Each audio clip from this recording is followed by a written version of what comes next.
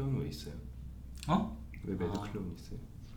내가 매드 클라운을 좋아해가지고 바탕화면 해놓은 거가 이게 그냥 안 없애고 형의 있어. 의견이 아니고 그냥 안 없애고 있어. 귀찮아서.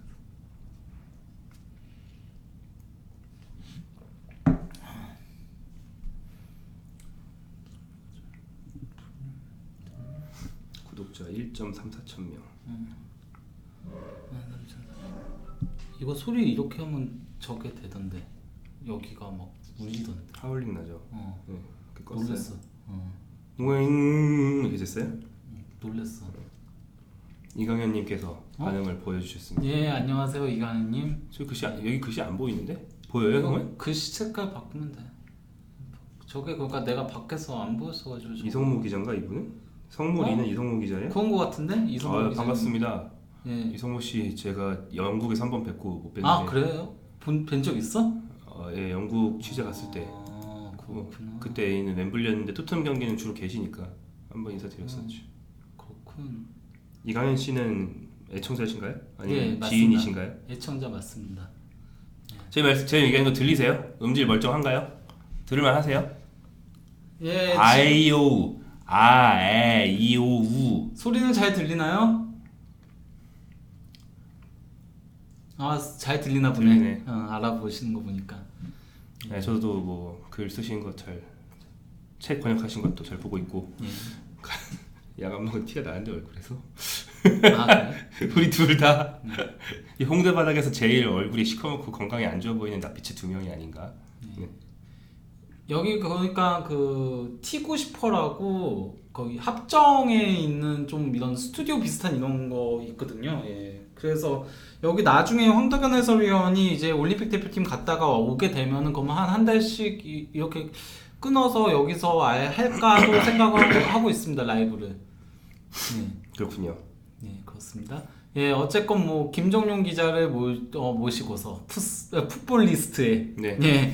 안녕하세요. 예, 풋볼리스트 취재팀장이자 그 뭐지? 취재팀장 됐어요. 네, 몰랐네. 우리 채널 이름 뭐지? 볼리 TV. 네, 유튜브 예. 볼리 TV에서 서형 부재시를 담당하고 있는. 그래요? 네, 그리고 세리아를 담당하고 있는 김정용입니다. 반갑습니다. 참 유청 기자가 부재실 담당해야 되는 거 아닌가요? 유청 기자 퇴사했어요. 아하. 몰랐네. 깜깜이구만. 깜깜이. 예. 네. 맞다.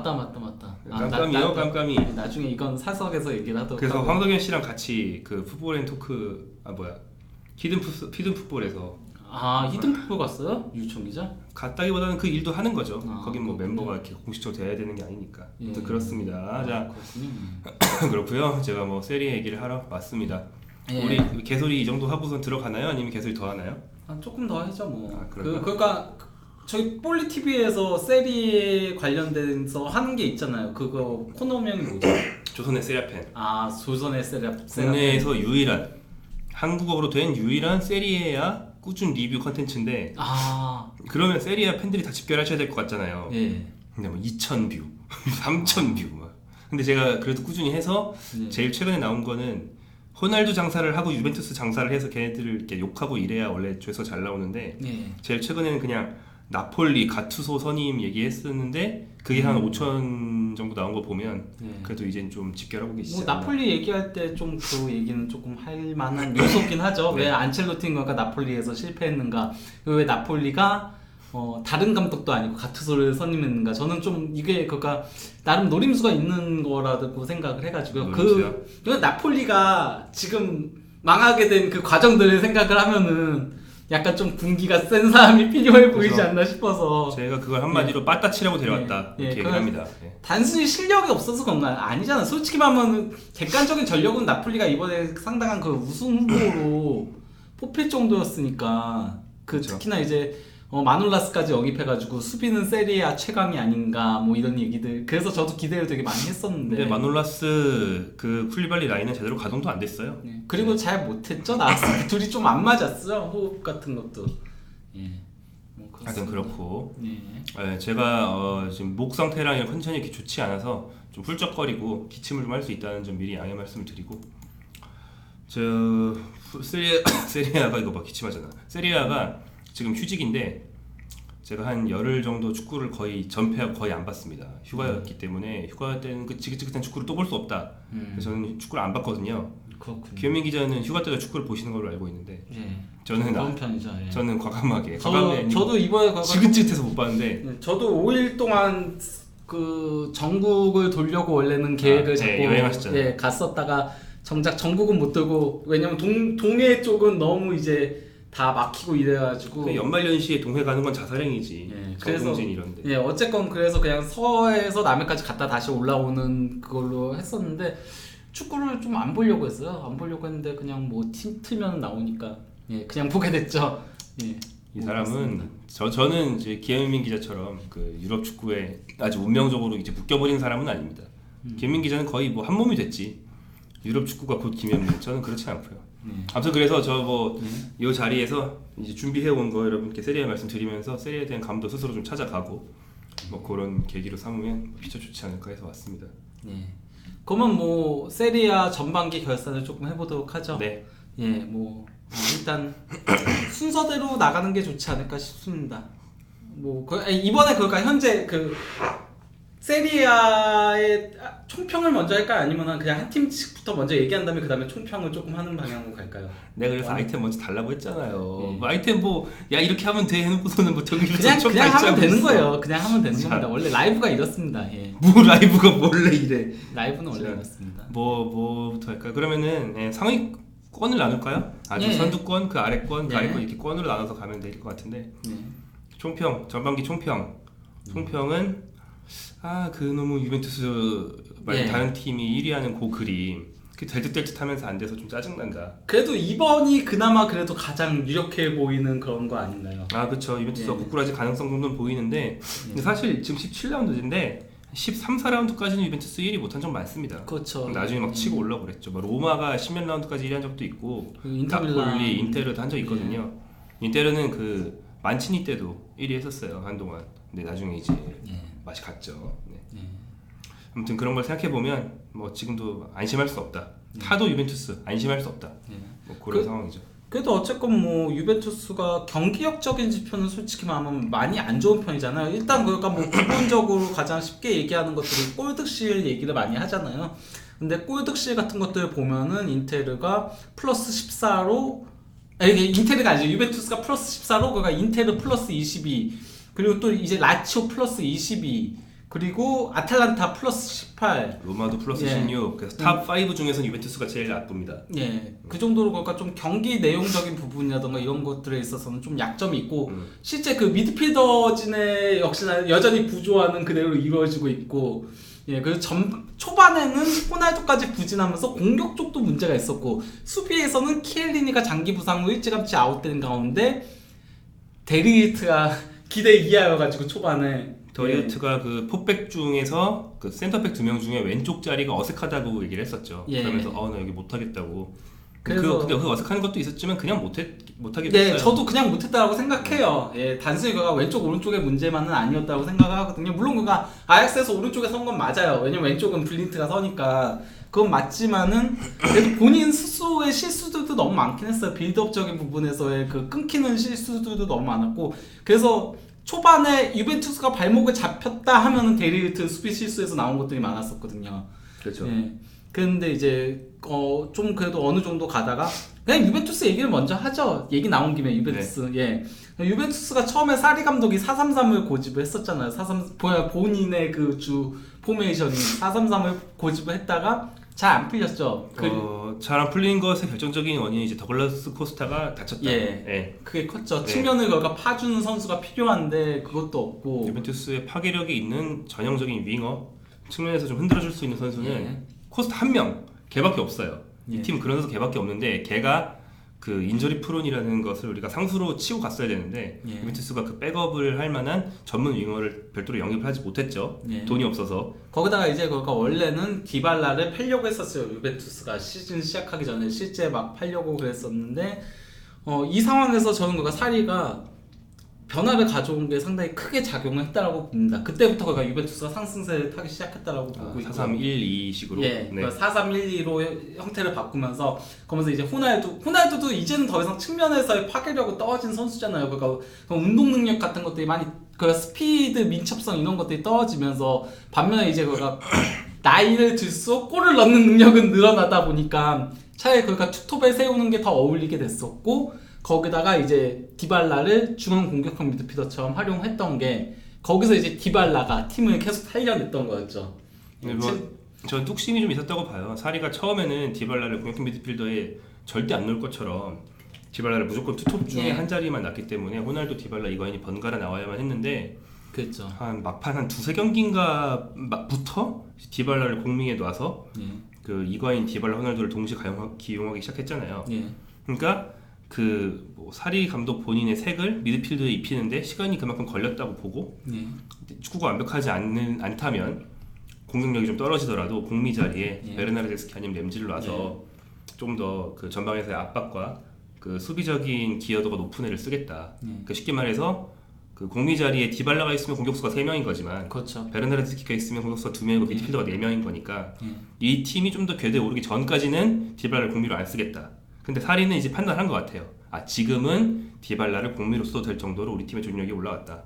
그래서 이제 디발라를 호날두, 이과인과 동시 기용을 하면서 그리고 이제 강팀하고의 대결에서는 베르나르데스키가 공미로 나와가지고 그래서 이제 활동량이랑 이제 수비 가담 같은 걸로 했는데 좀 경기 내용은 되게 답답했죠. 베르나르데스키가 나오면은 베르나르데스키가 기본적으로 빠가라서 걔가 여러 가지 툴이 있지만 이게 없잖아요. 그러니까 걔는 그러니까 그냥 측면에서 매크로 시키는 게 가장 나아요. 솔직히 말하면은 디시전 메이킹이 안 돼요. 걔는 하프 스페이스에서 특히 디시전 메이킹이 안 되기 때문에 열심히 뛰는 거랑 그 수비가 떨어졌을 때 킥으로 감는 거 이 두 개밖에 안 되거든요. 정말 키에사하고 베르나르데스키 둘 다 피오렌티나 출신이잖아요. 그리고 둘이 좀 스타일적인 부분은 되게 비슷하거든요. 그러니까 뭐 측면에서 약간 좀 매크로성으로 많이 플레이를 풀어나가고 하는 것들이 비슷한 부분들이 있는데 무식하게 뛰고. 근데 키에사가 조금 더 위라고 보는 것들이 그러니까 기본적인 드리블 스킬이 키에사가 더 좋고요. 베르나르데스키보다. 물론 그 킥은 베르나르데스키가 조금 더 낫거나 둘이 비슷하다고 생각을 해요. 킥 자체는. 근데 그런 기술적인 능력, 그러니까 한 명을 벗겨낼 수 있는 거. 그러니까 베르나르데스키는 조금 공간이 있어야 된다면은 키에사는 상대가 내려앉아도 거기서 조금 벗겨낼 수 있는 능력이 있고 조금 더 디시전 메이킹이 그래도 된다. 물론 키에사도 디시전 메이킹이 좀 그나마 약점이긴 하지만 그래도 베르나르데스키보다는 낫다. 걔는 땅 보고 뛰어, 땅 보고. 뭐 그렇게 보고 있는데 어쨌건 뭐 그래도 그렇게 그가 롤적인 부분에서 아예 지정해놓고 하는 것 자체는 나쁘진 않은 선택이었다고 생각해요. 그러면서 이제 유벤투스가 무패 행진을 계속 달리면서 1위까지 올라갈 수 있었다라고 생각을 하거든요. 그리고 호날두도 시즌 중반에 그 뭐 부상을 달고 뛰었다느니 뭐 감독한테 개겠다는 이런 파문을 뚫고 막판에는 좋았죠. 결국에는 컨디션을 회복해서 막판 6경기 6골인가를 넣으면서 이제 후반기를 더 기대할 수 있게 하면서 전반기를 마쳤습니다. 그래도 저는 결국은 디발라가 되게 컸다라고 생각을 해요. 그러니까 물론 수비의 보누치, 공격의 디발라라고 보는데 저는 디발라를 공미로 쓰고 뭐 이렇게 된 것들 자체가 그러니까 사리 감독이 처음부터 그렇게 노렸다라고 생각까지는 저는 안 하는 부분도 있거든요. 그냥 디발라가 너무 잘하니까 안 쓸 수 없었던 부분도 있었다라고 생각을 해요. 얘를 더 이상은 외면할 수 없는 좀 그런 것들도 있었다라고 생각하는데 여기 어쨌건 그것도 딱 이거잖아. 디발라가 파라티치가 잘못됐다는 걸 입증해냈다. 2020년 해가지고 뭘 받아온 거야? 왜 저런 문구가 있는 사진을 받아왔어? 뭐야 이거? 그래도 딱 어울리잖아요. 유벤투스 팬 커뮤니티에서 받아왔어요? 뭐 그냥 트위터에서 아무튼 근데 딱 맞는 문구라고 생각합니다. 왜냐면 파라티치가 팔려고 했으니까. 그리고 팔았으면은 저는 지금 유벤투스는 진짜 힘들었다라고 생각을 해요. 그랬으면 지금 1위 경쟁에서 안 돼. 밀려나 있을 거라고 생각을 하거든요. 말이 안 돼. 호날두의 서비스 타임이 생각보다 짧게 남았기 때문에 디발라가 뭐 미래도 아니지, 디발라 현재잖아요. 디발라처럼 한 5년 정도를 책임져줄 수 있는 애를 버리고 호날두처럼 기껏해야 1, 2년 책임져줄 애를 남긴다는 건 이상하지. 전 근데 디발라 자체가 솔직히 말하면은 유벤투스가 팔려고 했던 게 아주 이해가 안 가는 건 아니었거든요. 살짝 정책이었어요. 특히 지난 시즌에 그 정책의 느낌이 상당히 강했었거든요. 실제 득점도 뚝 떨어지고 그랬었잖아요. 그랬는데 도리어 위기에 부딪히니까 본인이 한 단계 뚫고 올라간 그런 것도 좀 있다라고 생각합니다. 개인적으로는. 그러니까 첨언을 좀 하자면 공격형 미드필더 자리, 그 네. 트레쿼르티스타 자리에 지금 디발라를 쓰고 있는데 디발라는 실제로 이 자리를 별로 소화해 본 적이 없고 예. 원래 이 스타일이 아니에요, 그죠? 그렇죠. 예. 디발라는 약간 프리롤 투톱 같은 걸 줬을 때 제일 좋은 모습을 보여왔던 선수고 그러니까 그걸 시키면 잘할 수 있지 않을까라는 얘기만 있었지 실제로는 그런 역할을 많이 맡았던 게 아니 거의 안 맡았었잖아요. 네. 예. 뭐 이를테면 뭐 볼터치나 이런 게 아주 이렇게 미드필더적으로 안정적인 게 아니고 좀 공격수 마인드를 가진 선수로서 네. 좀 모험적인 볼터치를 하는 성향이 있고 그런 것 네. 때문에 공미? 섀도우 스트라이커 몰라도 공미? 미드필더? 이거 될까? 이런 의구심이 좀 있었는데 그런 말씀하신 게- 대로 좀 한 커플을 깨면서 지금 그게 된다는 걸 좀 보여주고 있지 않나. 그건 볼터치적인 부분이라던가 그건 약점 때문에 디발라가 강팀에게 약하다, 챔피언스리그에서 약하다 이런 지적이 항상 따라오기도 했었잖아요. 솔직히 그렇죠. 말하면은 압박이 강하거나 이런데 좀 약점이 있어가지고 그랬는데 이번 시즌은 진짜 확실하게 한 단계 올라선 느낌입니다. 디발라가. 디발라가 뭐 골이 세리아 5골인가? 그게 아주 많지는 않지만 네. 시간 대비 상당히 괜찮고 네. 디발라가 넣은 골들이 중요한 경기 네. 챔스 그 뭐 모스크바 원정 경기 뭐 이런 데서 네. 디발라가 그 골 안 넣었으면 승점 깎이는 경기에서 골을 굉장히 많이 넣었어요. 네. 네, 디발라가 넣은 골들은 순도가 아주 높았다. 그리고 그런 뭐 부분들. 이번 시즌 유벤투스 하면 또 이제 수체스니의 활약상도 빼놓을 수가 없잖아요. 확실하게 그가 이번 시즌 물론 그가 항상 세리아 정상급 그러니까 로마 때부터 세리아에서는 나름 정상급 골키퍼였지만 한다노비치와 함께 그 양을 가리는 근데 이번 시즌은 저는 확실하게 수체스니가 세리아 최고의 골키퍼라고 생각이 들 정도 그동안 항상 한다노비치를 믿었지만은 이번 시즌만큼 그렇다고 생각할 정도 잘하고 있긴 한데 그래도 뭐 어쨌건 그래도 이거는 언급을 하고 넘어가야 될 것 같아서 기록 계산을. 부폰의 기록이요. 예. Most all-time appearance in the 예. competition. 자, 그래서 이제- 부폰이 647경기를 뛰면서 파올로 말디니의 기록을 동료를 예, 타이 기록에 도달했습니다. 예. 그 뒤가 또띠, 사네티, 누구야 저거? 아, 팔루카. 팔루카. 네, 팔루카. 뭐 어쨌건 이렇습니다. 그래서 이제 부폰이 사실상 넘어서는 거는 확정적이다. 뭐 봐도 무방하죠. 부폰이 저런 기록이나 트로피 욕심이 좀 많죠. 예. 그래서 저 기록을 넘어설 만큼 뛰게 해준다는 약속을 받고 유벤투스, 유벤투스로 돌아왔다 예. 이런 얘기 있었고 그게 아니면 돌아올 일은 솔직히 그렇게 있지 않았다라고 보죠. 왜냐면 유벤투스에는 슈체스니가 확실하게 자리를 잡고 있으니까 서로 그냥 윈윈한 거라고 생각해요. 유벤투스도 상징성이 필요했다라고 생각을 그렇죠. 하고 예. 그리고 뭐 대표팀 트로피가 하도 없으니까 올림픽에 와일드카드로 나간다 이런 얘기도 있고 예. 네, 뭐 저런 욕심이 아주 많은 선수죠 부폰. 그러면 두 번째로 이제 2위 인테르 얘기를 좀 하도록 하죠. 아 인테르. 예, 인테르 예, 일단 뭐 찬우 형님의 팀. 콘테 얘기를 해야죠. 예, 콘테가 오자마자 팀을 그래도 빠르게 정비시킨 부분들은 인정을 해야 되긴 한다라고 생각을 합니다. 네, 콘테가 오면서 인테르가 또 돈을 많이 썼는데 밀란처럼 헛돈 쓰고 헛감독 선임하는 팀과는 달랐죠. 예. 그래도 제대로 돈 쓰고 제대로 된 감독 선임해서 우승 경쟁할 수 있는 팀으로는 돌아왔습니다. 일단 그러니까 뭐 윙백 쪽 영입이 조금 실패에 가깝게 돌아간 것들이 좀 아쉬운 부분도 있지만 그거 뭐 라자로라던가 비라기, 라자로 이렇게 두 명 사왔죠. 예, 둘 다 지금 별로. 예, 네. 별로여서 그런 부분들은 있지만은 흥망은 아니지만 별로.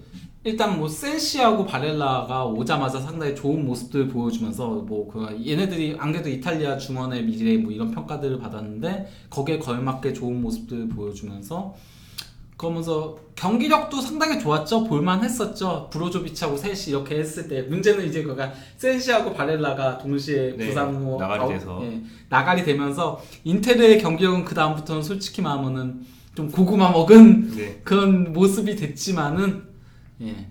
일단 루카쿠가 와서 공격을 버텨준 것도 있고 네. 제가 요새 세리아에서 가장 좋아하는 공격수. 라우타로. 예. 라우타로는 보면은 되게 눈에 띄고 예. 폭발적인 플레이를 많이 하고 공격 관여도가 낮지 않잖아요. 얘가. 그렇죠. 높잖아요. 예. 근데 솔직히 말하면 그냥 공격 관여도는 그동안은 높았지만은 마무리를 못하던 선수였잖아요. 그동안은. 그냥 제 말 지난 시즌까지. 그죠. 이번 시즌 마무리 능력이 혹시 좋아져서 루카쿠 12골, 얘가 10골일 텐데 왜 여기 없지?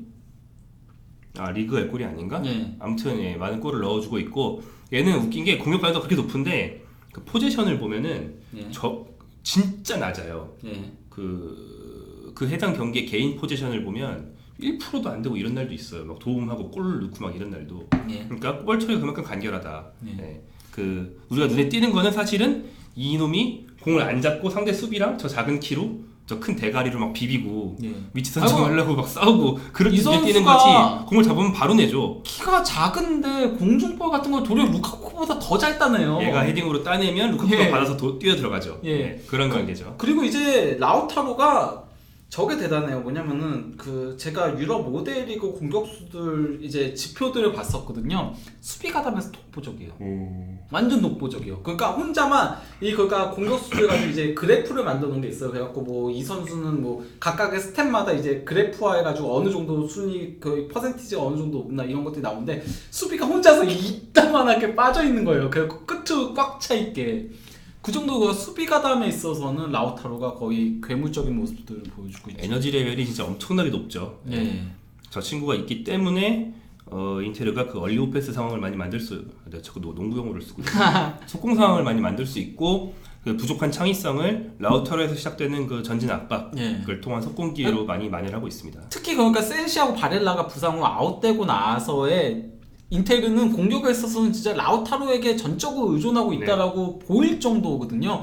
라우타로 없었으면은 인테르가 저는 그가 1위 경쟁에서 밀려날 수도 있었다라고 생각합니다. 근데 그걸 버텨준 게 라우타로 덕이라고 생각을 해서 그래서 이제 인테르에서 가장 중요했던 선수는 결국은 여기도 이제 수비의 데브라이 그리고 공격의 라우타로. 예. 그렇죠. 왜냐면 센시하고 발라는 부상 후 빠진 기간이 너무 많아가지고 예, 좀 많은 편이어가지고 얘네들을 예, 전반기 때 뭐 그렇게 나왔을 땐 너무 잘했지만은 그래서 팀 성적에 있어서 크게 관여도는 도리어 브로조비치가 굉장히 그러니까 지쳐가지고 이번 시즌 좀 못한 부분들이 전반기 막판에 되게 못했거든요. 브로조비치가 그럼에도 어쨌든 공헌은 해줬다. 뭐 나오기라도 하는 게 공헌이니까요, 말 그대로. 아 그럼요.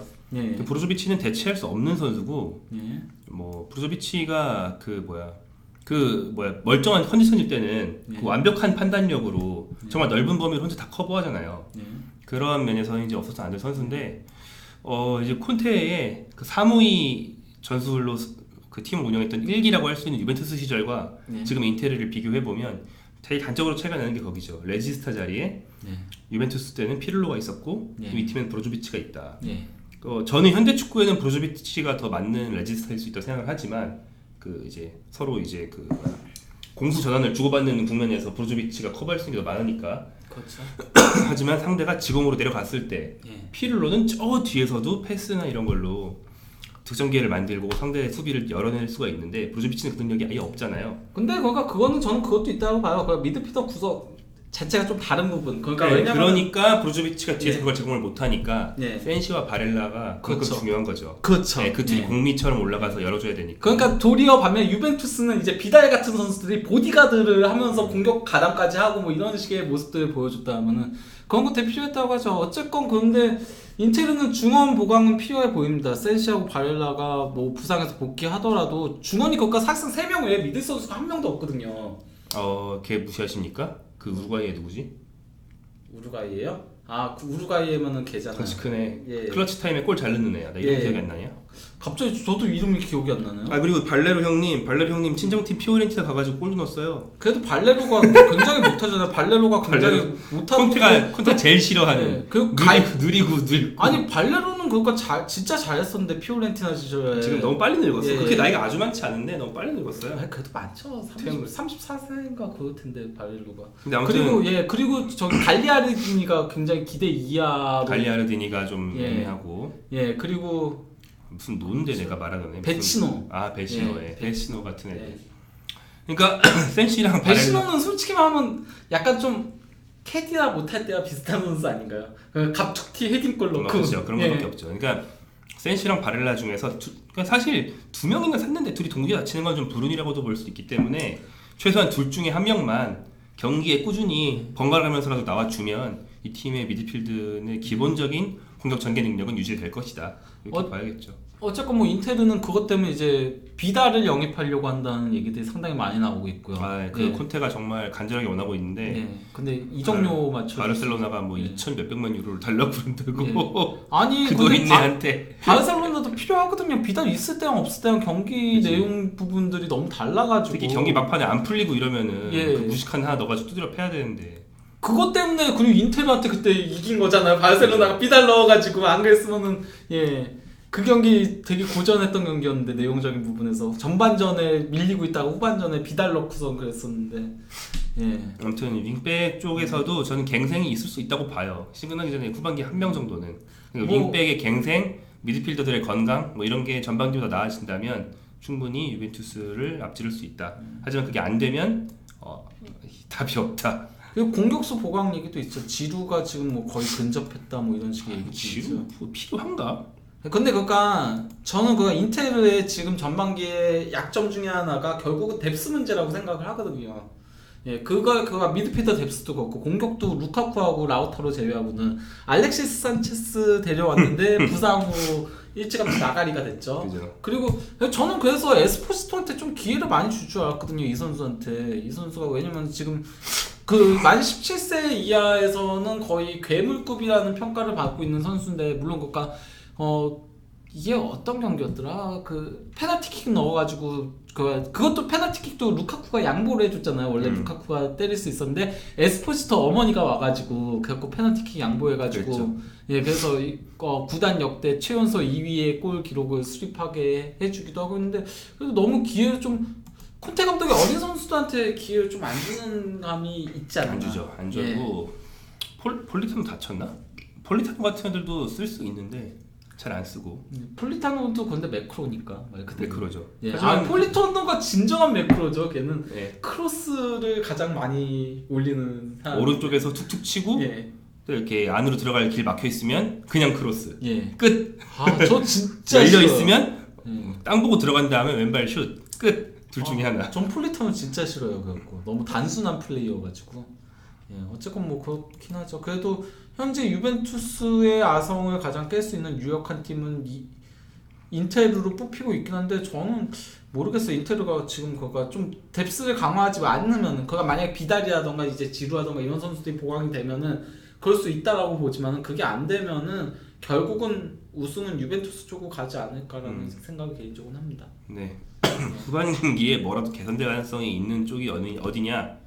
예. 유벤투스 쪽일 수 있거든요. 그 유벤투스는 올라오는 모습이잖아요. 계속 올라오는 모습이었고 팀이 거기가 완성되어가는 모습이었다면은 인테는 도리어 초반에 완성된 느낌이었는데 네, 부상자들이 발생하면서 결국 뎁스 문제는 크구나 이런 것들을 좀 드러냈어가지고. 그러니까 이 측면을 봐야 돼요. 콘테가 유벤투스와 첼시에서 부임하자마자 첫 시즌 우승을 2번 시켰잖아요. 그때 공통된 패턴이 뭐냐면 시즌 맨 처음에 시작한 전술로 어느 정도 이기다가 그게 안 먹혀. 그때 3백으로 전환해서 그때부터 쭉 간 거란 말이에요. 예, 그렇죠. 그런데 이번 인테르는 최초로 시작부터 바로 3백으로 시작했어요. 예. 이게 막혔을 때는 콘테는 플랜 B가 이제 아예 없는 거예요. 그렇기 때문에 거기서 본인이 항상 얘기하는 사이사를 다시 할지도. 사이사 할 멤버가 안 되죠. 아무튼 그렇죠. 예, 측면 자원이 없죠. 사이사를. 그러니까 제가 말한 게 유벤투스랑 첼시에서 둘 다 사이사부터 해보려고 했는데 그게 안 되니까 3백으로 바꾼 거잖아요. 예, 그렇죠. 예. 근데 이놈의 첼시는 처음부터 3백이기 때문에 없어요. 이제 바꿀 게. 예. 결국에는 뭐 결의적 시장 선수 영입이 아니면 방법이 없다. 예. 약간 울산 느낌인데 여기. 그렇죠. 울산 느낌인데. 전술 운영도 좀 비슷하고. 유니폼도 그러게. 예, 그렇네요. 예, 전술 운영도 좀 비슷하고. 유벤투스 다음으로 돈 두 번째로 많이 유벤투스는 엠블럼이 전북이고. 그러네. 예, 엠블럼이 전북이고. 전주대인가 그거 예. 제이. 예. 그렇죠. 예. 그러면은 그 다음에 이제 제가 뽑는 세리아 이번 시즌의 팀 3위 라치오입니다. 네, 볼맛이 있나요? 볼맛이 있죠, 당연히. 그죠. 라치오는 축구 시원시원하게 합니다. 그리고 마침내 좀 완성된 느낌이죠, 이번 시즌이라서. 그 지난 시즌까지는 뭔가 한 끗이 계속 부족했었는데 네. 예, 이번 시즌은 그거 완성된 느낌도 있고 또 지난 시즌에 동반 부진이었잖아요, 저는. 그러니까 임모빌레 그리고 또 이제 밀린코비치, 사비치, 루이스 알베르토 여기가 이제 코어 라인이었는데 여기가 거의 지지난 시즌에 매우 좋은 모습을 보여줬다가 지난 시즌에 동반 부진했었는데 경련제. 예, 이번 시즌은 다 올라온 데다가 이제 보강된 선수들이 또 대박을 치고 하면서 팀이 도리어 이전과는 다르게 완성된 느낌을 좀 보여주고 있는데 전술적으로 얘기를 해보면 이 팀은 그러니까 지금 말씀하신 선수들에 더해서 코레아가 주전으로 들어왔다는 게 상당히 영향을 미치고 있는데 그 352를 주로 쓰잖아요. 그래서 임모빌레 옆에 코레아, 알베르토, 밀리코비치 사비치 중에 한 명을 놓고 미드필더에 알베르토랑 밀리코비치 사비치 한 명을 놓고 그래서 임모빌레를 그 공격에 4인방이 있으면 네. 그 중에 보통 3명 정도를 활용하고 상대가 좀 강팀이거나 좀 수비적으로 하고 싶으면 2명만 쓰고 그랬어요. 네. 근데 이번 시즌은 4명을 동시에 쓰고 있다는 게 사실은 전술적으로 소폭의 변화예요.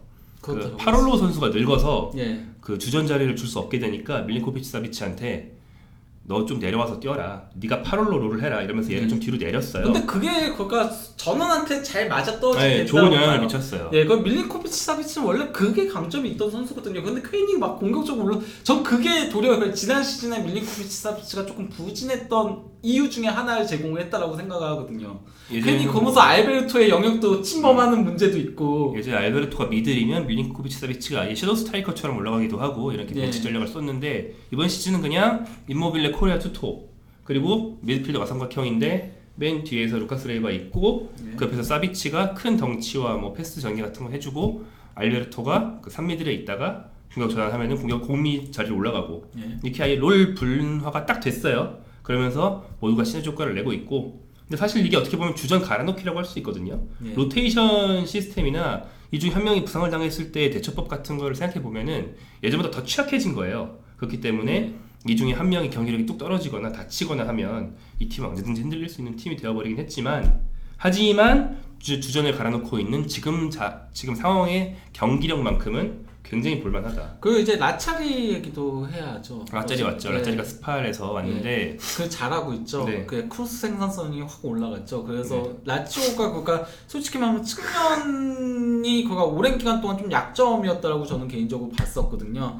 예, 그러니까 좀 룰리치는 괜찮긴 하지만 그 룰리치의 반대쪽이 계속 조금 실망스러운 데다가 이제 룰리치마저도 조금 이제 나이가 들면서 내려오는 모습이 보이면서 이제 좌우 다 조금 문제가 발생을 했었다라고 생각하는데 드디어 라짜리가 와가지고 오른쪽에서 미친듯이 활약을 해주고 그러면서 거기서 이제 크로스 생산성을 높여주니까 덩달아서 이제 룰리치도 조금 어차피 오른쪽이 중심이 돼서 플레이를 하다 보니까 자기도 조금 부담을 덜 상태에서 해서 조금 더 약점이 가려지는 부분들도 있고 그러면서 좌우 밸런스도 잘 잡히기 시작하고 좀 그런 것들이 있었다라고 생각해가지고요. 그리고 라짜리는 크로스 자체도 좋지만 사실 어시스트로 기록된 건 한 개밖에 없는데 그렇죠. 그 이상의 크로스 생산을 가지고 있고 그리고 근 한 몇 년, 한 4, 5년 정도 최근의 축구는 결국에는 트랜지션에 대한 게임이잖아요. 그렇죠. 공수 전환 그 수비에서 공격 수비로 전환할 때 얼마나 빨리 상대보다 이렇게 빠른 속도로 올라가느냐 이런 게임인데 그래서 윙백들이 옛날처럼 측면에 폭만 넓혀주는 게 아니고 아예 공격으로 들어갈 수 있는 윙백을 가지고 있으면 엄청난 메리트가 되죠. 그 콘테 첼시에서 모제스가 했던 것처럼. 근데 라짜리는 공격 상황에서 측면으로 벌리기만 하는 게 아니고 아예 자기가 그 속공을 주도해서 최전선에서 뛸 수 있는 정도의 기동력과 속공 가담 판단력을 가지고 있기 때문에 그런 면에서도 큰 도움이 되지 않나? 저는 그러니까 라짜리가 어떻게 보면 라치오 전술을 조금 완성시켜줬다라고 생각을 해요. 맞아요. 다른 부분에서 그러니까 라치오는 항상 그 코어는 마루시치 같은 새끼 쓸 때에 비하면 아주 코어는 좋았지만은 항상 그러니까 그 트랜지션에서의 측면에서의 풀어주는 선수가 없는 게 좀 아쉬웠던 부분인데 근데 라치오 선수들 보면은 대부분이 역습에 강한 선수들이었거든요. 그 대표적인 게 바로 임모빌레잖아요. 임모빌레 대놓고 그렇고 그리고 또 이제 밀린코비치 사비치나 아니면 뭐 그 루이스 알베르토도 좀 그런 거에 강한데 너무 패턴이 뻔하다 보니까 중앙에서 그게 문제였다라고 생각을 하는데 거기서 그러니까 조금 측면의 폭을 넓혀주는 선수가 나왔다. 이게 그거 상당히 크게 작용을 했다라고 생각을 합니다. 라치오는 그 측면의 폭을 넓히는 게 전술의 아주 중요한 근간이고 라치오는 그 축구를 크게 시원시원하게 하는 팀이잖아요. 그 빌드업을 할 때 짧게 가는 법이 절대 없고 이제 상대의 수비가 견제하지 않을 정도로 측면으로 많이 벌리고 있는 윙백이나 공격수 한 명을 쫙 벌려놓은 다음에 그리로 바로 골키퍼가 킥을 때려서 빌드업을 시작하는 성향이 강하기 때문에 좋은 윙백이 사실은 필수였는데 워낙에 돈을 안 쓰는 팀이다 보니까 그걸 사올지를 못했죠. 항상 그거가 좀 현금 그 금액적인 그 자본적인 부분이 약점 중에 하나였죠. 그래서 라치오 하면은 그런 것도 있잖아. 전반기는 항상 잘 나가다가 후반기 때 항상 무너지는 대표적인 팀이 라치오기도 했잖아요. 워낙 그 주전 의존도가 높고 그 보강할 포인트가 보이는데도 그걸 제대로 보강을 할 수가 없는 것들이 되게 약점이었는데 그래서 라치오 팬들이 자주 그런 얘기도 했었거든요. 밀린코비치 사비치를 차라리 비싸게 팔아서 제대로 보강하는 게 낫지 않냐 그런 식의 얘기도 있긴 했었는데 지금 상황에서는 뭐 남은 게 어떻게 보면은 이번 시즌에 그런 아름다운 경기력으로 이어지지 않았나 싶기도 합니다. 맞습니다. 네. 그리고 뭐 지난 시즌 코파부터 시작해서 네. 최근에 열린 스페르코파에서도 네. 우승을 하고 그렇죠. 유벤투스에 2패를 남긴 전반기 유일한 팀이라는 점에서도 강팀 상대 경쟁력을 보여주고 있다. 네. 후반기에도 인테르나 유벤투스 같은 강팀과의 맞대결에서 시원한 모습 계속 보여주면 아마 라치오는 더 인기가 생기지 않을까 생각합니다. 시모네 인자기 자르려고 그랬었는데 그렇죠. 지금 예. 생각해보면 이거 잘랐으면 어떻게 할까 싶어요. 잘린다는 얘기들이 있었죠 실제. 예. 뭐 하시는 거예요 지금? 아 글씨가 잘 안 보여가지고. 아무튼 우리가 이렇게 다양 좀 복잡하게 얘기를 했는데 그래서 결론적으로 이 팀이 아주 시원한 그런 역습 속공이 잘 되다 보니까 7호 임모빌레가 무려 17골 5도움. 야, 17골. 17라운드까지 했고 임모빌레가 선발해서 2경기를 빠졌어요. 15경기 선발로 뛰면서 17골. 굉장한 득점력을 보여주고 있고요. 루이스 알베르토는 이번 시즌 골은 좀 줄었지만 무려 11도움을 기록하면서 전반기 도움만 이제부터 도움 안 해도 얘는 도움만 할 수 있어요. 예, 역대급 도움 페이스를 보여주고 있습니다. 예. 제가 원래 이런 것들 준비를 했었거든요. 일단 그 밀란전에 임모빌레가 구단 통산 그 공식 대회 기준 100골을 기록을 했었는데 예, 그랬었고 또 이제 임모빌레가 라치오에서 17골을 14라운드 때 기록했었거든요. 이게 예, 근데 그 세리에A 역사상 14라운드 이전에 17골을 기록한 게 1958-59 시즌에 인테르의 그 안젤로하고 1933-34 시즌에 유벤투스의 보레 이 두밖에 없었다. 그러니까 그 정도 59년도 이후로 처음이네. 예, 빠른 페이스로 한 그렇게 50년 만이네요. 50년 만. 예. 60년 만인가? 60년 만이네요. 그런 것들이 있고 그리고 또 이제 있어요? 예, 또 임모빌레가 있어? 이거는 여기 많아. 세리아거든요. 세리아 기준으로 예, 87골을 넣어가지고 그래서 이제 피올라하고 그 시뇨리 다음으로 뭐야? 구단 역대 라치오 세리아 역사상, 예, 라치오 역사상. 라치오 구단 역대 예, 최다골 이렇게 되고요. 그래. 그 분데스리가 좋아하시는 분들은 그 세리아 잘 안 보시는 분들은 임모빌레에 대한 기억이 굉장히 안 좋죠. 그렇죠. 네. 안 좋을 수밖에 없죠. 뇌절 드립을 하다가 네. 수비한테 공 주고 아니 솔직히 지만 뛰어가는 말하면 멍청한 새끼. 세비야 팬들도 그다지 좋은 기억은 아니죠. 예. 근데 진짜 아, 그래서 세비야에서는 그래도 레알 마드리드 상대로 골 넣었었나 그랬었잖아요. 아, 그랬나? 예, 그때 예. 근데 시모네 인자기가 기가 막히게 씁니다. 알베르토랑 이 임모빌레를. 그리고 이제 루이스 알베르토가 2019년에만 15도움을 올렸는데 이게 그러니까 연후 따졌을 때 그 최근 15년 사이에 최다 도움에 해당을 하는 거죠. 예, 그 카사노 이후 처음이거든요. 카사노하고 그러니까 저기 카사노? 예, 안토니오 카사노. 15년 전에 카사노가 2009년이요. 2009년? 예, 그리고 코스가 있을 때? 2010년. 아, 코스. 예. 알겠습니다. 자, 예, 뭐 이런 것들이 있어가지고 얘네들이 어쨌건 뭐 가장 관심이 이거 가장 어쨌건 이슈가 되었어. 어쩔 수 없이. 네. 예. 라치오는 그 센터백 더프라이 선수가 예. 인테르로 갔는데 그렇죠. 그 자리를 아체르비가 예. 진짜 그러니까 귀신같이 메워주고 있습니다. 우리 고아남에서 고아남을 극복한. 예, 그것도 예. 2번이나 예. 그리고 본인은 그 얘기를 했었죠. 그가 어떻게 보면 고아남이 자기를 살려줬다라고, 그 선수 커리어를 살려줬다라고.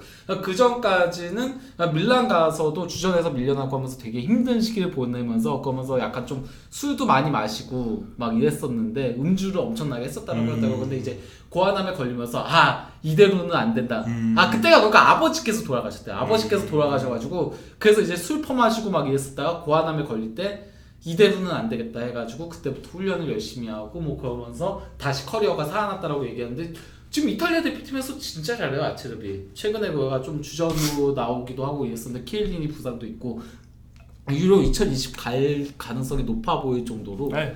예, 그 정도로 상당히 좋은 모습들. 아체르비 무슨 라모스나 이런 선수들처럼 뭐 아주 눈에 돋보이는 센터백은 아니지만 지 할 거 하는 그냥 일반적인 센터백 기준으로는 아체르비는 요즘 거의 뭐 완벽한 수준. 네, 흠이 잘 없습니다. 실수 잘 안 하고. 훌륭합니다. 그다음에 이제 로마 얘기를 해야죠. 예. 조용한 로마. 강자. 예. 네. 조용한 강자 느낍니다. 왜냐면 로마는 조용한 강자. 세리아만 보면 조용한 강자인데 한국에서는 기사는 많이 납니다. 저도 많이 쓰고. 왜냐면 스몰링, 미키타리안 이렇게 EPL만 봐온 사람들한테 그 어필하는 요소들이 있기 때문에. 제코 뭐 그런. 제코 아니죠. 제코는 제코는 오래됐고 이제 스몰링이지.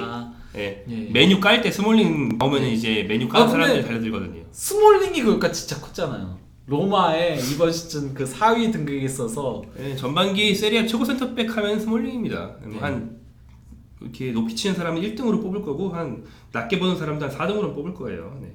예. 아무튼 스몰링. 예, 스몰링이 너무나도 잘해줘가지고 참고로 그 스몰링이 얼마나 잘해주고 있냐면요, 이게 그 최근에 로마에서 이제 3개의 팀을 뽑았었거든요. 지난 10년 동안의 예. 베스트. 그냥 투표를 한 건데 투표에서 스몰링이 오른쪽 센터백에 37%로 2위, 마놀라스에 이어서, 뭐 마놀라스는 어쩔 수 없는 거고, 예, 그 마놀라스에 이어서 2위에 오를 정도로 그냥 뭐 베나티아던가 주앙 같은 엄청난 수비수들 다 제치고. 야, 주황 예. 기억 안 나냐 니네? 주황이 얼마나 잘해줬는데. 그러니까요. 막판에 머리 아팠던 게 주황 아닌가? 예? 그 주황 아닌가? 막판에 머리 아팠던 거. 아 주황 아니다. 머리 아팠던 건 누구죠? 브라질 선수 중에서 왔는데 머리 아파가지고 예. 진짜 잘하려는 타이밍에 딱 꺾인 선수 있는데 로마에서. 예, 그 바스타? 아 그래 뭐 그런 이름인데? 예. 자 넘어가겠습니다. 생각 안 나는 거 계속 잡고 있으면 안 돼. 아무튼 그런 선수 있었고, 아무튼 로마가 센터백과 골키퍼를 요즘에 아주 잘 배출하고 있는데, 어쨌든 그 선수가 베나티아하고 둘이 페어로 뛰었던 선수잖아요. 아무튼 로마가 요즘 센터백 갱생에 예. 아주 대표적인 명가인데 아니나 다를까 스몰링도 로마에 와서 이제 한결 나아진 모습을 보여주고 있습니다. 그러니까 라치오 같은 경우는 3위까지 올라온 게 최근에 그 8연승 달렸던 게 크잖아요. 근데 로마는 그렇지 않음에도 불구하고 승점 차가 1점밖에 안 나요. 라치오. 로마는 뭐 엄청난 상승세를 탄 적이 없고, 예. 그냥 쭉 잘하다가 한 번씩 미끄러지고 한 3승하고 1무하고 2승하고 1패하고 이렇게 하면서 여기까지 쭉 왔어요. 그냥 뭔가 무난하게. 이슈가 될 거는 없었어요. 맞아. 딱히 이슈를 확 끌만한 건 없는데 대단한 뉴스타도 예. 없고. 어느덧 4위 뭐 이런 느낌? 계속 4위 뭐 꾸준하게 호성적을 올리고 있는 로마인데, 전 솔직히 로마가 이번 시즌 좀 불안불안하다라고 봤었어요. 왜냐면은 그니까 일단 뭐 제코가 내려오고 있는 것들 이미 지난 시즌부터 보여주기도 했었고, 그러니까 공격에도 문제가 있고, 거기다 이제 수비에서 마놀라스를 내보낸 거가 상당히 크게 작용을 할 거라고 생각을 했어요. 마놀라스 안 그래도 로마 하면은 수비가 약한 팀이었잖아요. 수비가 문제가 있는 팀이었는데 그나마 마놀라스 발로 버틴다 좀 이런 게 있었는데, 마놀라스가 나갔으니까 그러면 이 팀은 진짜 위험해지는 거 아닌가. 거기다 이제 뭐 데로시 내보낼 때 그런 마찰 같은 것들도 조금 있었고, 그거 어쨌건 서포터들하고의 그런 문제들이 있었잖아요. 그래서 팀 분위기도 뒤숭숭하고. 로마에서만 그런 게 아니고 막 전 세계 로마 팬들이 자기 도시에 개새끼들 우리 데로시 형을 이러면서 막 플랜카드 걸고 막 그랬죠. 거기다가 이제 뭐 포센카를 부임시키는 과정에서 어쨌건 뭐 또띠하고의 그런 마찰 같은 것도 있었고, 그래서 결국 뭐 상호 합의하이긴 하지만은 토티가 나간 부분들도 있고, 좀 그래서 이래저래 뒤숭숭했는데 폰세카가 팀을 생각보다 빠르게 잘 만들어 나간 부분들도 있고, 예, 그리고 뭐 차니올로 같은 뭐 차니올라 원래 기대를 했던 선수였고 지난 시즌에도 잘했는데 이번 시즌까지 그렇게 이어온 부분들도 있고, 클루이베르트. 예, 클루이베르트라던가 딱 누가 솔직히 말하면 로마는 공격 쪽에서 누가 딱 한 명이 확실하게 잘했다는 떠오르는 건 없는 것 같아요. 솔직히 그 차니올로도 잘했다긴 하지만은 그냥 뭐 저런 거 있잖아요. 뭐 라치오의 임모빌레라던가 뭐 유벤투스의 디발라라던가 아니면 인테르의 라우타로라던가 좀 이런 급의 선수는 없는데 돌아가면서 나왔을 때 돌아가면서 괜찮게 해줬어요. 로마는 딱 되게 정석적인 4-2-3-1에 예. 그 폰세카 감독이 정석적으로 막 공격할 때 다 같이 공격하고 수비할 때 다 같이 압박하고 완전 정석이에요. 축구 특징도 별로 없어요. 4-2-3-1 구성도 제코 전형적인 공격수. 공격 미드필더의 걔 누구야? 펠레그리니. 걔 전형적인 미드필더. 골도 별로 안 넣어요. 그렇죠. 걔는 솔직히 말하면 압박용에 더 가깝죠. 좌우 측면에 한쪽에 이제 드리블 많이 하는 클루베르트, 한쪽에 이제 안으로 들어가면서 뭐 슛 때리는 자니올로. 전형적인 구성이에요. 진짜 이 팀은 특징이 없어. 윈데르가 나오기도 하고. 윈데르는 다쳐서 많이 못 나오긴 했습니다. 아무튼 특징이 없어요. 그냥 무난하게 계속 잘하고 있다. 보면은 폰세카가 그냥 만들어 놓은 팀의 전술적인 조직력 수준 자체가 높다. 그냥 그런 거죠. 평범한데 잘하는 팀. 콜라로프는 여전히 콜라로프 5골 넣었나? 그 나이도 많은데도 불구하고 늙지 않는 콜라로프와 콜라로프가 어기적거리는 드리블은 아무도 막을 수 없습니다. 그리고 저는 그러니까 이번에 어쨌건 영입한 선수들이 이름값이 크게 높지는 않았음에도 기대보다 잘했던 것도 되게 컸다고 생각해요. 예를 들면 그 베레투라던가. 조르단 베레투는 정말 훌륭한 영입이었습니다. 베레투가 되게 안정감을 가져다 줬잖아요. 그러니까 그 만시니도 저는 솔직히 말하면은 조금 지난 시즌 막판에 아탈란타에서 조금 안 나오기 시작을 했었거든요. 막판에 그래갖고 얘 조금 문제가 되지 않을까라는 생각을 했었는데 뭐 오자마자 잘하는 부분들도 있고 역시나 결국은 스몰링이 크죠. 마놀라스가 떠나서 가장 우려가 되던 부분이었는데 그 부분은 도리어 더 마놀라스보다 더 잘 메워주고 있는 전반기만 놓고 보면은 그리고 뭐 그렇습니다.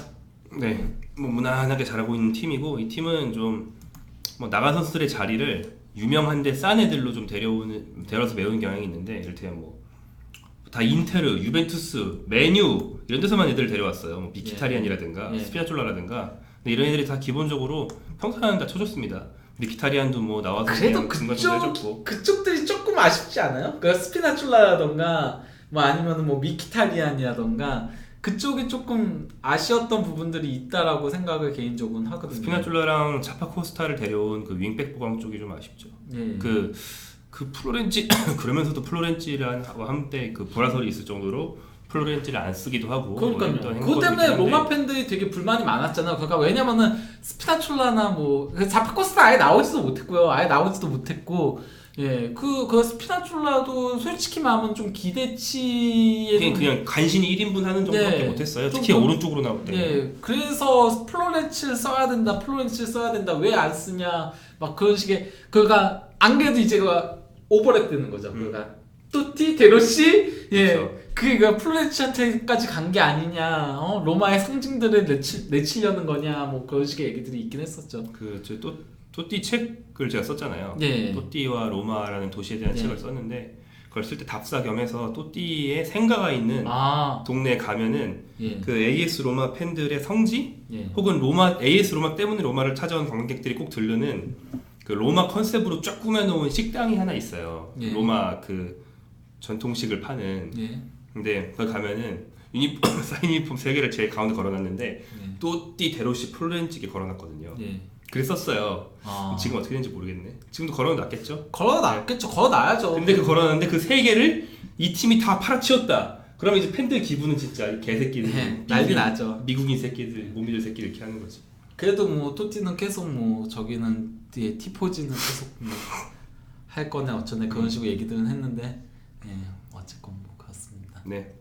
아무튼 로마는 뭐 무난하게 잘하고 있고요. 알게 모르게 제 생각에 플로렌치랑 그런 거는 뭐 팀 내 알력 이런 건 아닌 것 같고 저는 순수하게 전력 뭐 컨디션 문제가 아니었을까 짐작을 합니다. 그리고 뭐 감독하고의 전술 문제도 좀 있지 않았을까 싶기도 하고요. 플로렌치가 그렇게 뭐 풀백으로서 솔리드하게 잘하는 선수는 솔직히 아니에요. 원래 미드필더나 그 윙 쪽을 많이 봐서. 플로렌치가 약간 좀 애매한 부분이 생기긴 했죠. 너무 거의 다양한 역할들 해가지고 윙도 심지어 서기도 하고 그랬었잖아요. 그 중앙 미드필더 되게 오랜 기간 나오기도 했었고. 원래 그 막 몇 번 다치고 그러지만 않았으면 중앙 미드필더로 대성할 수 있는 애였는데 너무 아까워. 약간 좀 전형적인 풀백이라고 보기는 조금 그런 부분들이 있죠. 플로렌치가 좀 그가 측면을 파고드는 뭐 그런 유형은 그 라차리 같은 그런 선수가 아니다 보니까.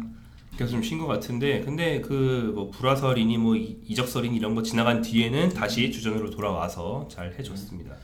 그 다음에 뭐 이제 아탈란타는 뭐 여전한 팀이죠. 보는 맛 하면 이제 라치오 아탈란타 투톱이라고 할 수 있는데 아탈란타는 이미 근데 지난 시즌에 너무 피크를 찍어버린 게 있어가지고 이번 시즌에 조금 묻힌감이 있어요. 챔피언스리그에서 물론 16강 올라간 게 있긴 하더라도 지난 시즌과 크게 달라진 부분이 물론 달라진 부분 하나 있죠. 무리엘이 와가지고 그러니까 공격이 조금 더 로테이션도 될 수 있고 뭐 파괴력은 여전히 뭐 가장 많은 골을 넣고 있을 정도로. 지금 현재 최다 득점 팀. 세리아에서 몇 골이에요 지금? 17경기 43골. 세리아에서 이런 거 잘 안 나오거든요. 대단한 거예요 사실. 이런 라인업 이 정도 밖에 돈을 안 쓰는 팀이 대단한 거예요 이거.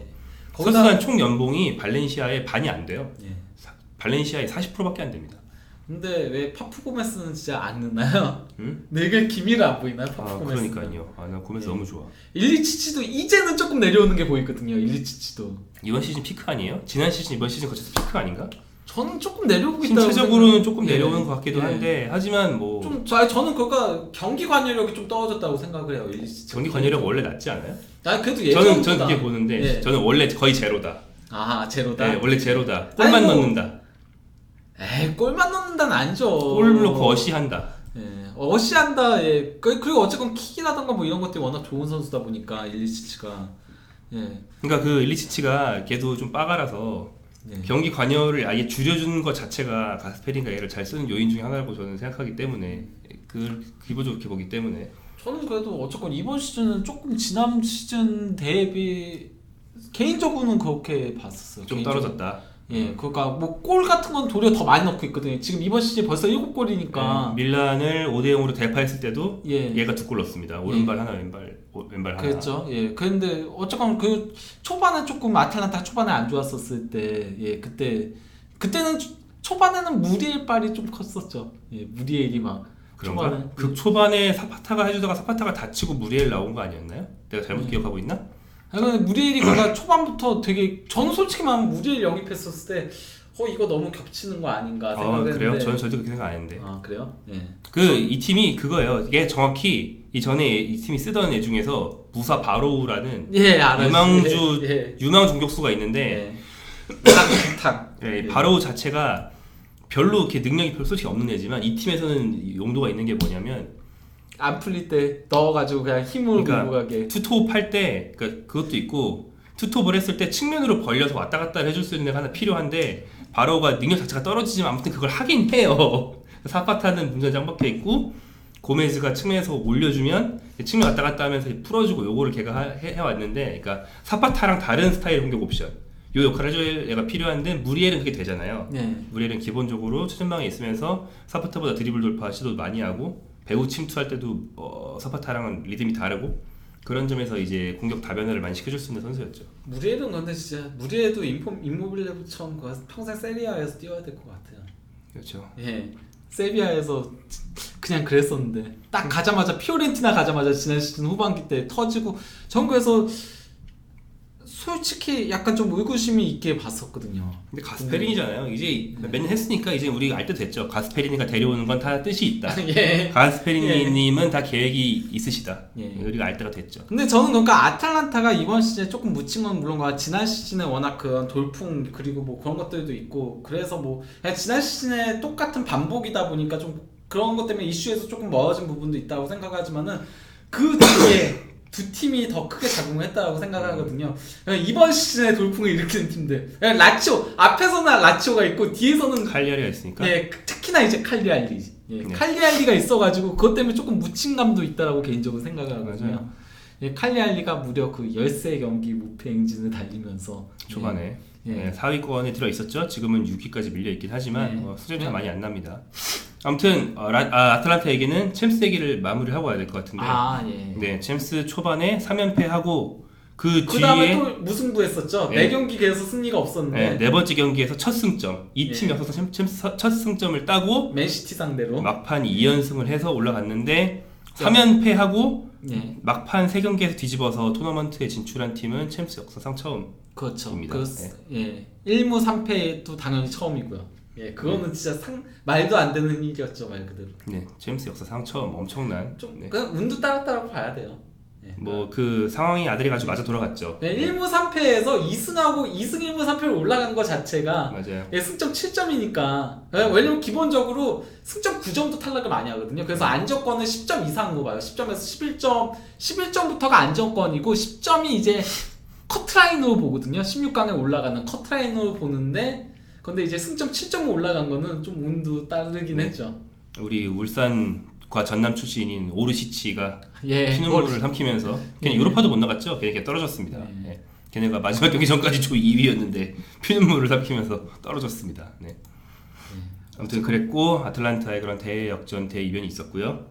아틀란타가 정말 매력적인 팀이 아닌가 생각을 하고 그리고 이제 다른 팀들도 그걸 알아야 돼요. 아틀란타에서 선수 함부로 싸우면 안 된다. 아틀란타에서 잘하는 애들은 가스페리니가 잘 써서 잘하는 거지 능력이 높아진 게 아니다. 알 때가 됐습니다. 그래서 만치니가 조금 걱정되는 부분도 있었는데 만치는 잘하고 있잖아요. 그쵸. 생각보다는 아니다. 어떻게 보면. 그때 기본적으로 센터백들이 골을 많이 넣잖아요. 네. 아틀란타에서. 네. 그거는 만치니 빠르다. 그러니까 그거는 가스페리니 빨이다. 예. 센터백들 처음에는 만치가 칼다라가 존나 잘해서 골을 잘 넣는 줄 알았는데 칼다라 팔고 나니까 만치가 그만큼 넣어. 예. 그리고 또 그다음 누가 넣었지? 마실로가 넣었나? 아무튼 이 팀 세트플레이 전술이 좋아서 센터백들이 골을 많이 넣는 거지. 그리고 일단 걔네들 득점력이 아니야. 거기다 킥의 달인이 파푸고메스가 있으니까. 그 일리치도 킥하면은 한 킥하는 선수고 거기 아틀란타에 킥이 좋은 선수들이 너무 많아요. 맞아요. 예. 아 파푸는 진짜 대단해. 그 요만한 애가 진짜 대단합니다. 파푸는 또 제 딸 가진 아빠로서 파푸는 주장완장에 늘 자기 딸을 위한 메시지를 새겨서 싸제 주장완장을 차고 다니는데 그 중에는 뭐 주체적인 여성이 되어라 약간 이런 메시지를 담아서 강한 여성 주장완장 이런 거를 제가 만들어서 차기도 하고 멋지네요. 언제는 우리 딸이 좋아하는 게 엘사니까 엘사 주장완장 이런 것도 차고 엘사 주장완장은 저도 봤어요. 뭐 근데 파푸가 그렇게 지금 한 얘기는 못 들었어요. 그러니까 그 강한 여성이 되어라. 그러니까 그런 게 한두 개가 아니고 파푸가 그렇게 커스텀한 주장완장이 수십 개가 있어요. 그 엘사 취미처럼 계속 만들어. 엘사 때문에 유명해진 거였잖아요. 처음에 마크가 되게 유명해진 거는. 그 엘사 나왔을 때 보면은 엘사 때까지 이 파푸가 만들어 놓은 게 쭉 나왔는데 수십 개가 있습니다.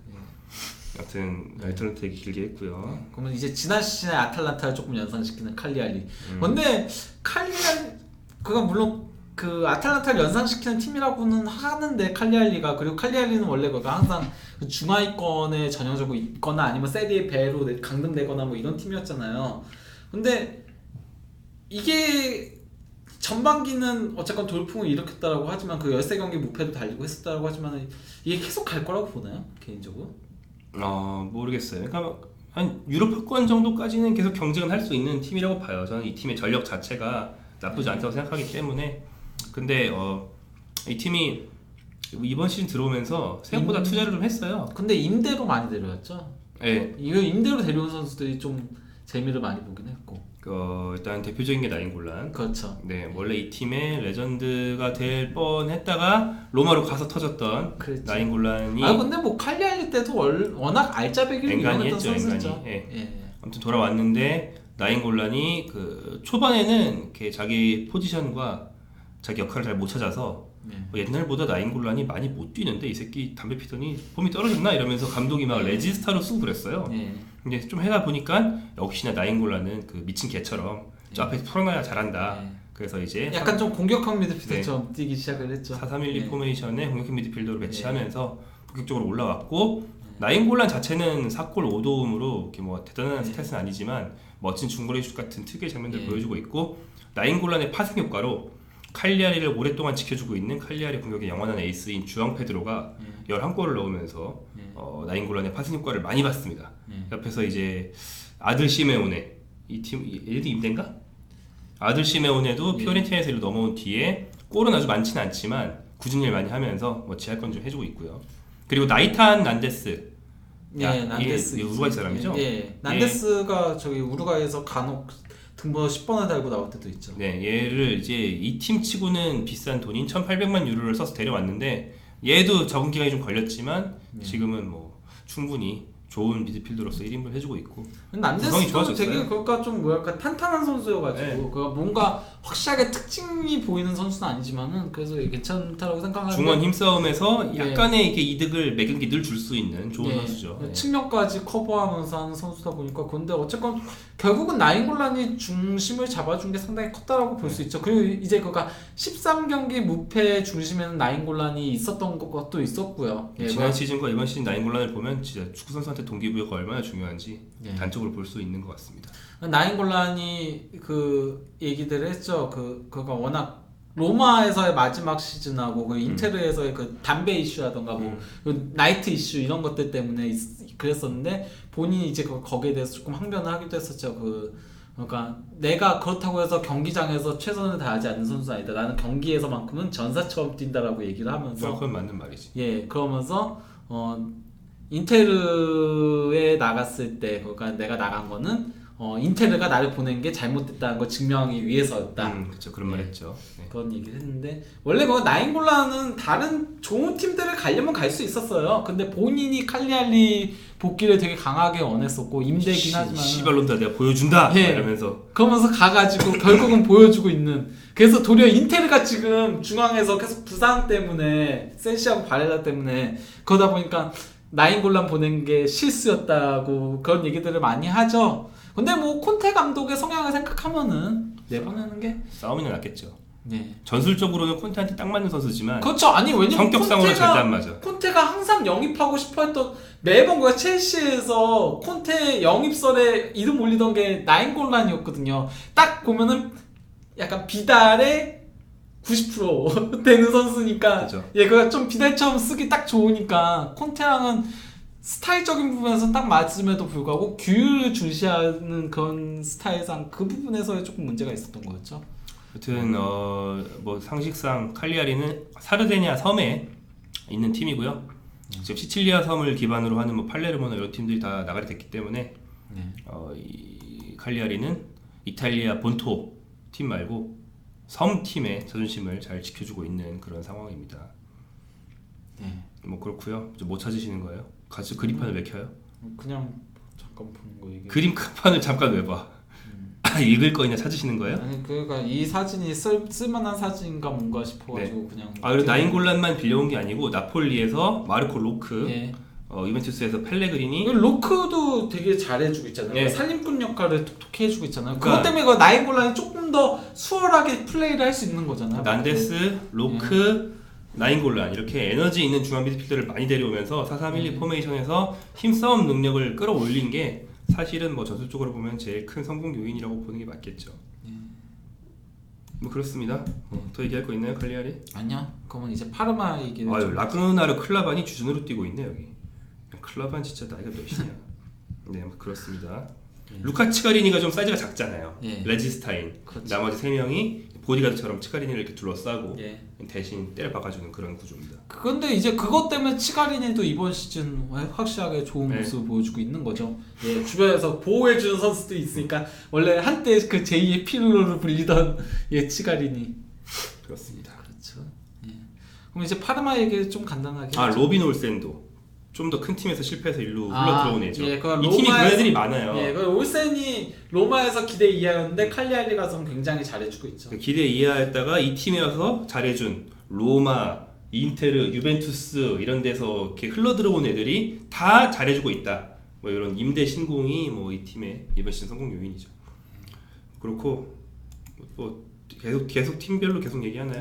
예, 그냥 파르마하고 파르마 정도는 얘기해야죠. 왜냐면 7위니까 기대 이상이니까. 지난 시즌 승격팀이었는데 예, 한동안 좀 그러니까 지난 시즌에 초반에 좋다가 좀 후반에 안 좋으면서 많이 밀렸던 부분들도 있었는데 그래서 뭐 강등될 수도 있다라는 얘기까지도 살짝 나왔었다가 예, 그런데 이번 시즌 예, 이 선수 빼먹 파르마 하면 일단 두 명의 선수를 얘기해야죠. 클로세스키 예. 한 명은 누굽니까? 세페. 세페 그쵸. 예, 왜냐면 세페가 세리아에서 그 골키퍼 관련된 지표들이 독보적이거든요. 지난 시즌부터 계속 그랬어요. 얘는 네. 선방을 진짜 많이 합니다. 그러니까 파르마가 지금 27점으로 그 실점이 적은 편에 속하거든요. 3인가 4인가 그래요. 실점이. 근데 거기에는 세페의 공이 전적으로 크다. 왜냐면 수비는 그렇게 좀 안정적인 팀은 아님에도 불구하고 세페가 미친 듯이 선방을 해주는데 어쨌건 그래도 가장 역시 화제가 되는 건 클루세프스키죠. 네. 유벤투스로 이적이 거의 확정적이죠. 클로세스키는 이제 20살이 됐나? 예. 네, 그러니까 2000년생인 거죠. 2000년생이고 아탈란타에서 일로 임대되어 온 선수입니다. 그렇죠. 아탈란타의 그 좋은 스카우팅 능력을 한 번 더 확인해주는 그런 케이스고 스웨덴 출신이고 86cm 예. 키가 커요. 근데 이제 왼발잡이고 오른쪽 윙이나 공미나 때로는 좀 더 내려간 중앙 미드필더까지 다 소화하면서 네. 어느 위치에 있든 뛰어난 전진성으로 속공 상황에서 파괴력이 아주 좋은 선수고 그리고 이제 원터치 패스나 그냥 뭐 대단한 테크니션은 아닌데 쭉 뚫고 들어가서 한 번에 꺾어주는 패스 같은 판단 타이밍이 되게 좋아서 4골 7도움으로 전반기 아주 훌륭한 스탯을 보여줬고요. 세리아 전반기의 발견이라고 할 수 있는 네. 선수라고 할 수 있죠. 그래서 유벤투스가 이 선수를 데려갈 건데 거의 확정적인데 네.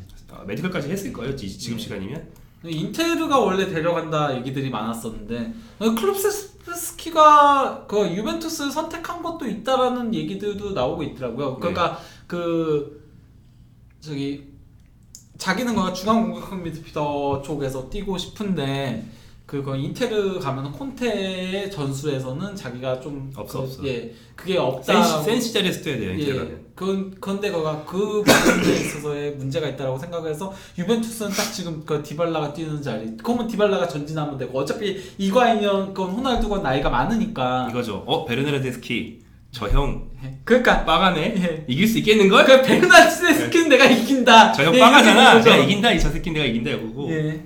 아무튼 그런 상황에서 유벤투스 가는 것 같고 이적료가 기본적으로 3,500만 유로. 예. 옵션 발동이 다 되면 거의 5천만 유로까지 올라간다는 뭐 사실은 반년 전에는 아예 거의 무명이었거든요. 그렇죠. 반년 만에 5천만 유로짜리가 됐어요. 예.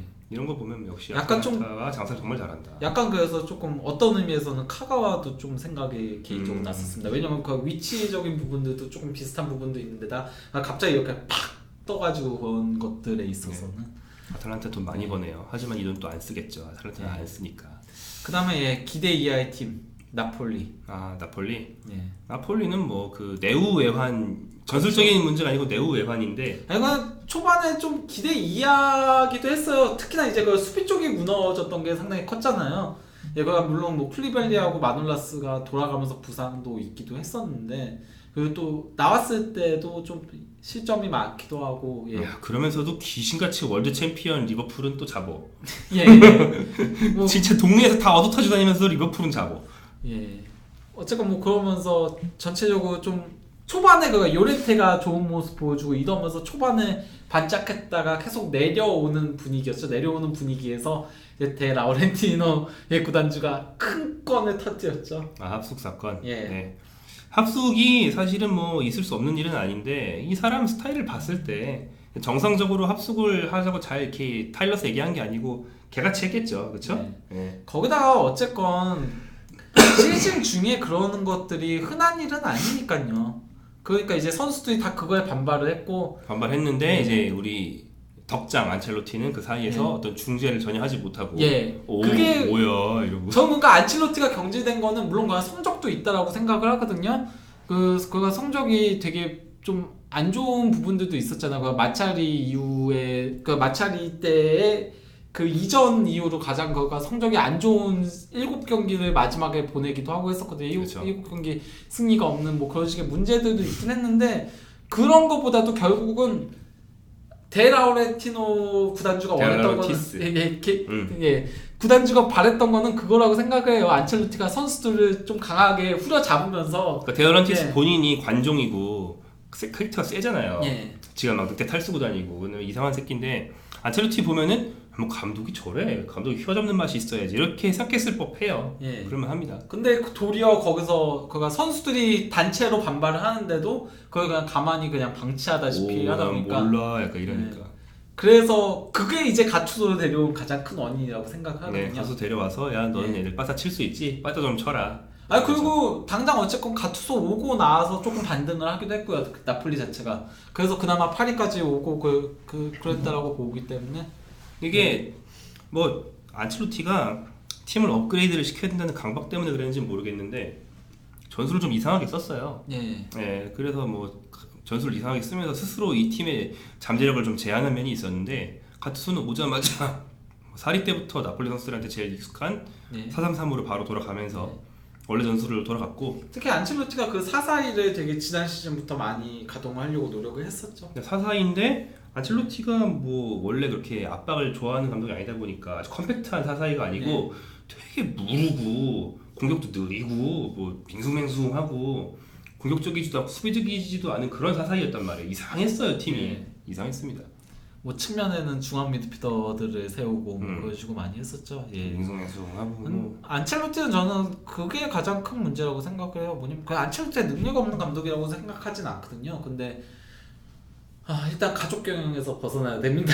근데 이거 이탈리아 사람들은 어쩔 수 없어요. 근데 아무튼 이탈리아 문화예요, 이탈리아 문화. 코치에 자기 아들부터 있고 막 사위가 막 물리치료 사고 이거는 좀 문제가 심각하다고 봅니다. 안첼로티의 몰락은 그때부터 시작했습니다. 그 클레멘테가 떠나면서부터 시작을 했다고 저는 보거든요. 예. 독일인의 관점이야. 또 나왔어 이 독일인의 영혼. 아니. 명예 독일인 아리아인. 한국인 타르스 아리아인 나왔어. 아무튼 뭐 그런 저런 문제로 나폴리는 내후연을 많이 겪었고 사실은 선수 영입이나 이런 면에서도 좀 별로였어요. 예. 예를 들면 이르빙 로사노 같은 경우는 실패한 영입을 뽑히죠 대표적으로. 기존에 있던 뭐 인시니에랑 스타일은 다르지만 인시니에랑 동시에 쓸 수가 없는 선수예요. 그렇죠. 둘 중에 한 명이 억지로 오른쪽으로 갔어야 되는데 막 그런 것 때문에 막 동선 겹치고 동선 깨지고 막 난리 났거든요. 막 그런 점에서 보면은 이 팀은 좀 영입 정책도 별로였다. 그런 생각이 듭니다. 라치오는 나폴리는 앞으로가 더 걱정되는 부분도 있잖아요. 그러니까 선수들이랑 어쨌건 구단주의 관계가 너무 악화된 부분이 있어서 그래서 일단 카예호는 거의 이미 나가게 된 것 같고 카예호는 이 일을 겪으면서 경기력이 좀 떨어진 것 같은 느낌이고 그 메르텐스도 어쨌건 계약 기간이 이제 딱 6개월밖에 안 남았고 거기다 나이 좀 있고 데려가려는 팀들이 수두룩하고 쿨리발리도 지금 얘기들이 계속 나오고 있고 그래서 하다 이 팀은 그 공중분해될 위기가 있다. 좀 그렇게 보고 있어요. 메르텐스, 인시니에, 쿨리발리, 알랑, 카예온 나이 좀 있긴 하지만 카예온 막 시장에 나오면 뭐 다들 막 눈에 다 EPL에서 보이겠네 씨발. 그 파비안 루이스가 프리미어리그에서 다 보이겠지. 나폴리에 저는 가장 물건은 파비안 루이스 있네. 그 프리미어리그에서 다 보이겠지. 씨발. 파비안 루이스가 가장 물건이라고 보고 있어서 근데 메뉴에 한 명, 맨시티 한 명이 가겠지. 그래서 나폴리는 좀 걱정이 되긴 합니다. 그것도 그 가투소 데려온 것도 그런 부분도 있다라고 생각해요. 다시 재건하려는 건 왜냐면 밀란이 무너지려고 했을 때 그걸 어쨌건 버팅겨준 사람이 가투소잖아요. 지금 보니까 가투소가 천국이었다 뭐 이렇게 선녀. 그렇게 되어버린 돌아보니 선녀였다. 아니면은 지나고 나니 봄이었던 걸 알았습니다 뭐 이런 거죠. 그리고 이제 간단하게 볼로냐는 뭐 미하일로비치 감독 얘기만 하면 되죠 뭐. 미하일로비치 감독은 뭐 많이들 아시다시피 백혈병과 투병을 하는 와중에 계속 지휘봉을 잡고 좋은 모습을 보여줬고요. 지금 그래서 저 백혈병 때문에 모자를 쓰고 있는 거죠 머리가. 많이 말랐어요. 근데 어쨌건 뭐 볼로냐가 지난 시즌 막판에 되게 그거 돌풍의 팀이었잖아요. 그래서 뭐 한때는 뭐 강등 위기도 얘기도 됐었다가 순위를 쫙 끌어올렸었는데 이번 시즌 초반에 좀 안 좋았거든요. 어쨌건 그래도 감독의 부재라는 것들은 크다 보니까 그러면서 선수들이 버텨줬고 또 이제 그 미하일로비치 오고 하면서 좀 정상적으로 팀이 굴러가면서 이번 시즌도 뭐 현재까지 성적은 저는 그거 전력 대비 괜찮게 내고 있다고 생각을 하고 있습니다. 괜찮아요. 볼로냐는 공격수가 늘 다 바보들인 걸 감안하면 괜찮고 이 팀은 전술적으로 한 가지 특징이 있어서 이렇게 짚고 넘어갈 만한 게 있는데 포터백을 씁니다. 그 원래 센터백으로 이렇게 일본 대표팀에서 뛰던 도미아스를 데려갔잖아요, 이 팀이. 도미아스가 주로 풀백으로 나와요. 그리고 풀백으로서 아주 장신에 속하는 선수들이 되게 많아요. 그래서 뭐 은바에 뭐 센터백인 댄스비를 레프트백으로 쓰기도 하고 디크스 이런 애들 다 185 넘거든요. 이런 애들 풀백에 다 세워가지고 볼로냐가 막판에 역전하는 경기가 초반에 좀 많았어요. 보면은 막판에 그 킥패들이 많으니까 세트피스 할 때 막 때려 박아가지고 그걸로 역전하고 그랬거든요. 그래서 이 팀은 포터백을 쓰고 세트피스에서 강점을 보인다는 특징이 있다. 뭐 이 정도 정리할 수 있겠습니다. 뭐 그렇고 그 다음에 이제 지금 좀 에너지가 좀 떨어지시는 것 같은데? 이제는 망한 팀들 콜라 드릴까요? 콜라? 망한 팀들 탄산 드실래요? 망한 팀들 얘기해야 돼가지고 그렇죠. 망한 팀 얘기가 제일 신나지 왜 심각하게 얘기하면 어떡해. 일단 뭐 밀란부터 얘기해야죠. 밀란이요? 우울한 밀란. 밀란은 진짜 그거 안 돼. 그렇게 하면 강등권과의 승점차가 6점. 그거밖에 안 나요? 진짜 쓰레기네.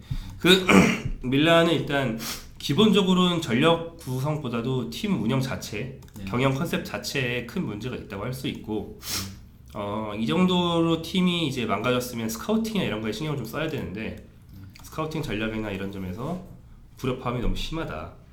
저는 뭐 감독한테 맞는 선수를 사야 한다는 말을 별로 믿지 않거든요. 밀란처럼 감독이 잘 바뀌는 팀이라면 그냥 재능 자체가 좋은 선수들을 요소요소에 많이 데려다 놓으면 되는데 이 팀은 뭐 하파엘 레앙이나 뭐 테오 헤르난데스나 공격이나 풀백 괜찮은 선수 1-2명 사와도 청정 미드필더에는 멀쩡한 선수 아무도 안 사오고 저는 그냥 재능의 총량 자체가 너무 낮다. 좀 이상한 팀이다. 그러니까 안 된다 이렇게 생각합니다. 어쨌건 밀란 같은 경우는 처음 6경기에서 2승 4패로 상당히 불안한 출발을 알렸었죠. 잔파울로를 초반에 잘랐습니다. 그리고 그 2승 4패가 구단 역사상 6라운드 기준으로 1930, 31 시즌하고 1938, 39 시즌에 이어서 세 번째로 안 좋은 시즌 출발이었거든요. 이 팀은 진짜 너무들 맛이 갔어요. 네. 그 전반기 마지막 경기에서 아까 말한 것처럼 아탈란타에 0대5로 대패를 하면서 이 팀이 얼마나 막장인지 잘 보여줬고 그 경기가 진짜 총체적 난국. 그거는 그러니까 0대5 패배가 다행이었던 패배였거든요. 특히나 이제 그 0대5 패배도 기록적인 대패였어요. 이게 그 구단 역대 세리아 그 네 번째 5골차 패배 그리고 최다 점수차 패배였거든요. 그 정도로 그 안 좋아 그 결과도 안 좋았는데 내용은 더 처참했다는 거. 전반전에는 슈팅이 하나도 없었고 유효 슈팅이 하나 있었나 그랬고 예 그래서 골키퍼가 평점이 아예 없음이었거든요. 아탈란타 골키퍼가 가지타에서 아탈란타 골키퍼한테 평점을 안 줬어요. 경기를 안 한 거나 마찬가지다. 그냥 한 게 없다 막은 게 없다 이래가지고 그랬는데 진짜 막 유효 슈팅을 13개인가 허용했고 그래서 돈나룸마가 선방을 되게 많이 했어. 선방을 많이 했는데도 5실점하고 돈나룸마 막 울었거든요. 맞아요, 울었죠. 진짜 우는 장면이 찍혔는데 예. 여튼 그랬고 이 팀에서 그나마 건질 건 뭐 테오 헤르난데스가 그렇지. 테오 헤르난데스가 팀 내 최다골 타이. 네 5골인가 시원시원한 드리블 돌파 뭐 이런 걸로 뭐 능력을 보여주고 있고 반면에 완전 플랍 엉망이 된 선수는 크지슈투프 피용텍. 네, 피용텍도 있고 지난 시즌 초 돌풍의 주인공이었던 피용텍이 이번 시즌에는 완전 나가리 돼서 겨울 이적 시장에서 나간다는 얘기가 있습니다. 그 이제 엉망이에요. 네. 그 피용텍은 저기 로마 얘기도 있더라고요. 로마 네. 이적 얘기도 있고 한데 어쨌건 로마도 뭐 보강이 필요하니까요. 공격수는 언제까지 그럼요. 제코 하나에 기댈 수는 없는 거니까 지난 시즌에 이미 봤잖아요. 제코가 부진할 때 얼마나 팀이 힘들었는지.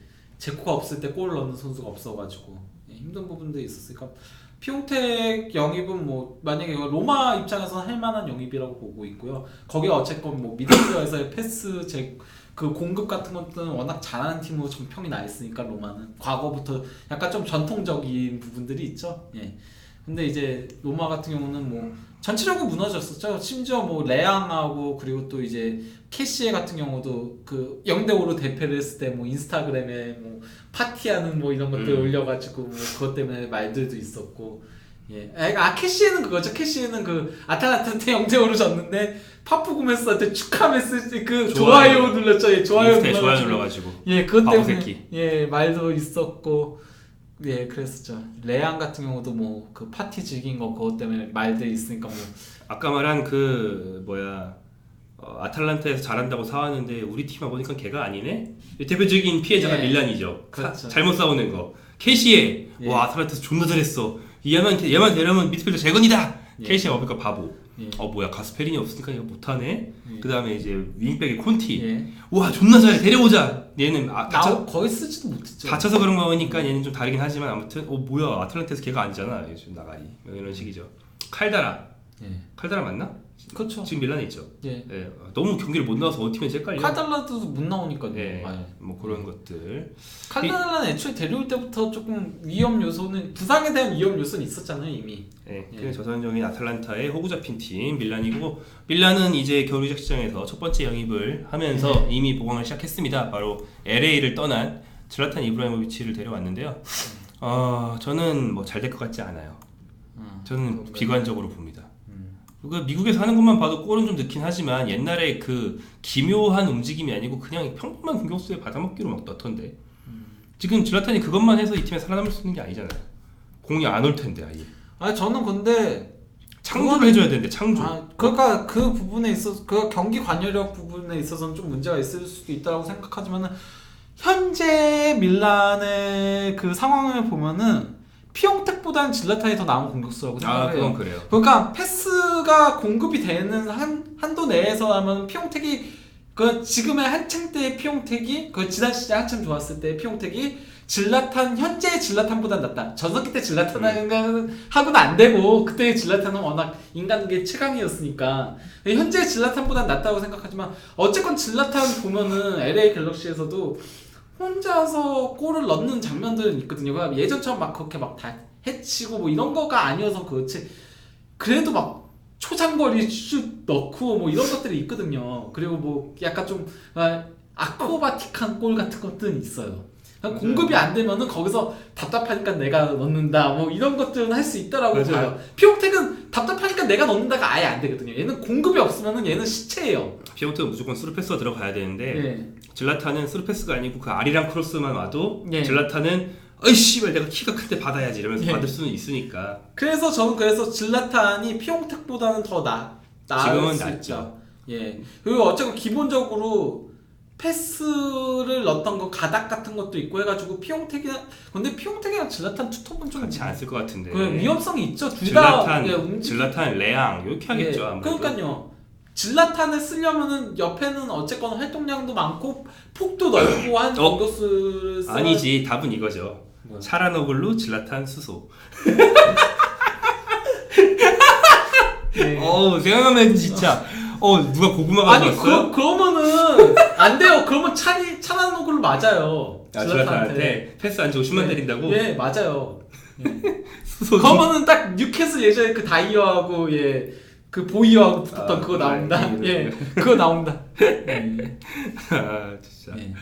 아무튼 그렇고 뭐 질라탄이 와서 지금보다 순위가 몇 개 오르겠지만 저 솔직히 무슨 의미가 있냐 이거죠. 그렇죠. 예. 그냥 지금 당장 위기를 모면하는 용인데 근데 이게 위기 모면이 될까 싶어요. 왜냐면은 밀라는 것까지 결국 그 FFP 문제 때문에 유로파리그를 포기를 한 팀이잖아요. 그 챔피언스리그를 무조건 갔어야 돼요. 이번에 챔피언스리그 진출권을 무조건 획득을 했어야 돼요. 그것 때문에 그러니까 이번 유로파리그를 가려면 갈 수 있었지만 항소해서 갈 수 있었지만은 그걸 본인들이 먼저 포기를 했던 거였거든요. 본인들이 먼저 포기를 했는데 그런데 지금 이렇게 지금 챔피언스리그는 이미 물 건너갔잖아요. 끽해봤자 유로파리그권을 갈까 말까거든요. 그것도 솔직히 말하면 물 건너갔다라고 보지만은 유로파리그권은 따봤자 어차피 또 다시 그러면은 포기할 게 뻔하다고 생각해요. 팀은 재정적으로 이미 망했어. 예, 재정적으로 망했기 때문에 유로파리그 진출권을 획득해봤자 의미가 없고 그러면 저도 그래서 질라탄을 왜 데려왔나 싶은 생각이 들어요. 솔직히 말하면은. 저도 듭니다. 예, 질라탄 와서 이 팀은 그냥 잔류밖에 지금 목표가 없다고 보거든요. 밀라는 잔류밖에 목표가 없는데 이게 그러니까 챔피언스리그를 아직까지 노리고 있다. 그리고 그게 가능한 권역이었다, 가시권이었다 싶으면은 승점 차가 14점 안 되지. 예, 그러니까요. 그게 되는 팀이었다면 질라탄 데려온 게 이해가 갔어요. 그랬으면 도리어 질라탄을 꼭 데려왔어야 돼요. 챔피언스리그를 노리는 거였다면은 그게 안 되니까 좀 그렇습니다. 샤넬 인수설 그 샤넬 측 관계자가 부정하고 부정해도 계속 나오더라고요. 계속 나오는 거는 근거가 있는 것 같으니까 좀 기다려 보시죠. 근데 뭐 FFP라는 게 누가 인수한다고 해서 일소의 그렇죠. 장부상의 부채가 없어지는 게 아니기 때문에 장부상의 부채로 보는 거기 때문에요. 예, 그래서 인수된다고 뭐 결국은 선수도 팔아야 됩니다. 그러니까 밀란은 그 대회에서 돈을 못 벌면 방법은 선수들을 키워가지고 비싸게 팔아서 더 싼 애들 데려오든지 두 번째는 고행 연봉 더 내보내고 선수단의 그 규모를 줄이든지 이거밖에 없잖아요. 예. 근데 질라탄을 데려오는 건 두 개에 해당되지 않는 행보라는 거지. 예. 여기까지입니다. 저기 근데 그 리버풀님께서 잔류하기 위해서 질라탄 데려온 거 아니에요? 아니 뭐 그러네. 강등권하고 승점 7점 차긴 한데. 그러네. 아니 근데 질라탄 없어서 강등된다면 그거 너무 우울한 거 아닌가요? 그래도 밀란급 정도 되는 팀이. 브레시아한테 밀릴 수 있지. 와 진짜 존나 슬프다. 그래도 지금 바닥에 까는 팀들이 있어가지고 저는 강등되지 않기 위해 설마 강등되지. 와 이거 한 방이다. 아니라고 봅니다. 한 방이다 한 방. 그러면 너무 우울한 겁니다 진짜 밀란이. 진짜 근데 우울하긴 하다. 참고 원래 스팔레티 데려오려고 했잖아요. 그랬나? 예, 밀란에서 스팔레티 데려오려고 했거든요. 근데 이제 보반이 나를 믿어라 하면서 피올리를 데려온 거거든요. 피올리 예, 피올리 오고 나서 변하는 게 없는데 근데 이제 여전히 그 보반은 안 좋지 피올리가 괜찮게 하고 있다. 뭐 이런 식으로 얘기를 하고 있죠. 뭐라지? 슈퍼 만족이라고 했나? 그런 식으로 얘기를 하고 있죠. 예. 말을 해도 진짜. 자 망한 팀 또 있나요? 예, 망한 팀 피오렌티나. 피렌체. 피렌체 망했죠. 피오렌티나는 시즌 초반에 잘하는 그러니까 시즌 극초반은 아니고 극초반은 매우 안 좋았죠. 네, 극초반은 굉장히 안 좋았다가 한때 전술적으로 굉장히 주목받았던 시절이 있었습니다. 뭐냐면 뭐 톱을 아예 없애버리고 예. 사무인데 그 이제 리베리를 중용하기 시작하면서 리베리가 초반에는 좀 부상도 있었고 그리고 또 이제 워낙 그 많이 뛰지 못했고 그리고 이적 시장 막판에 왔잖아요. 막판에 와가지고 그래서 교체로만 활용을 하다가 이제 리베리를 선발로 쓰기 시작하면서 그러면서 이제 형선을 탔죠. 잠깐 탔습니다. 예. 그리고 그게 상당히 매력적이었잖아요. 그러니까 리베리, 키에사 그리고 또 이제 카스트로빌리. 솔직히 그 클루세프스키하고 카스트로빌리하고 이 둘이 그러니까 저는 이번 시즌 발견이었다고 생각을 했었거든요. 카스트로빌리는 모르시는 분들 많이 계실 것 같은데 그 중앙 미드필더로 나오는 선수거든요. 3호 포메이션에서 그 메잘라 정도로 나오는데 이 친구는 특징이 뭐냐면 그 퍼스트 터치나 돌아서는 동작 같은 거를 굉장히 공격적으로 가져가서 그냥 상대방 보면 등지고 미드필더 패스를 받아도 퍼스트 터치로 자기 뒤에 붙어있는 미드필더 바로 녹이고 한 3명 정도는 뚫은 다음에 파울 얻고 뭐 이런 식으로 공이 오면 무조건 이만큼은 전진해요. 그죠? 그렇죠. 약간 그런 탁월한 전진성. 공을 받으면 무조건 퍼스트 터치로 한 2명 벗기고 탈압박하고 쭉 올라갑니다. 그런 면에서 굉장히 매력적이고 마무리 패스나 마무리 슛은 좀 별로긴 한데 아까 말한 그 공격수 없이 키에사와 리베리가 좌우로 벌려주면서 다른 미드필더들의 문전 침투를 좀 권장하는 그런 전술을 쓸 때 카스트로빌리가 공격적으로 좋은 모습을 많이 보여줬습니다. 그러면서 호흡이 잘 맞았죠. 근데 이제 그러니까 결국 한계는 좀 있었죠. 네. 뭐, 물론 일단 이거는 좀 보여주죠. 리베리가 초반에 그 좋은 모습들을 보여주면서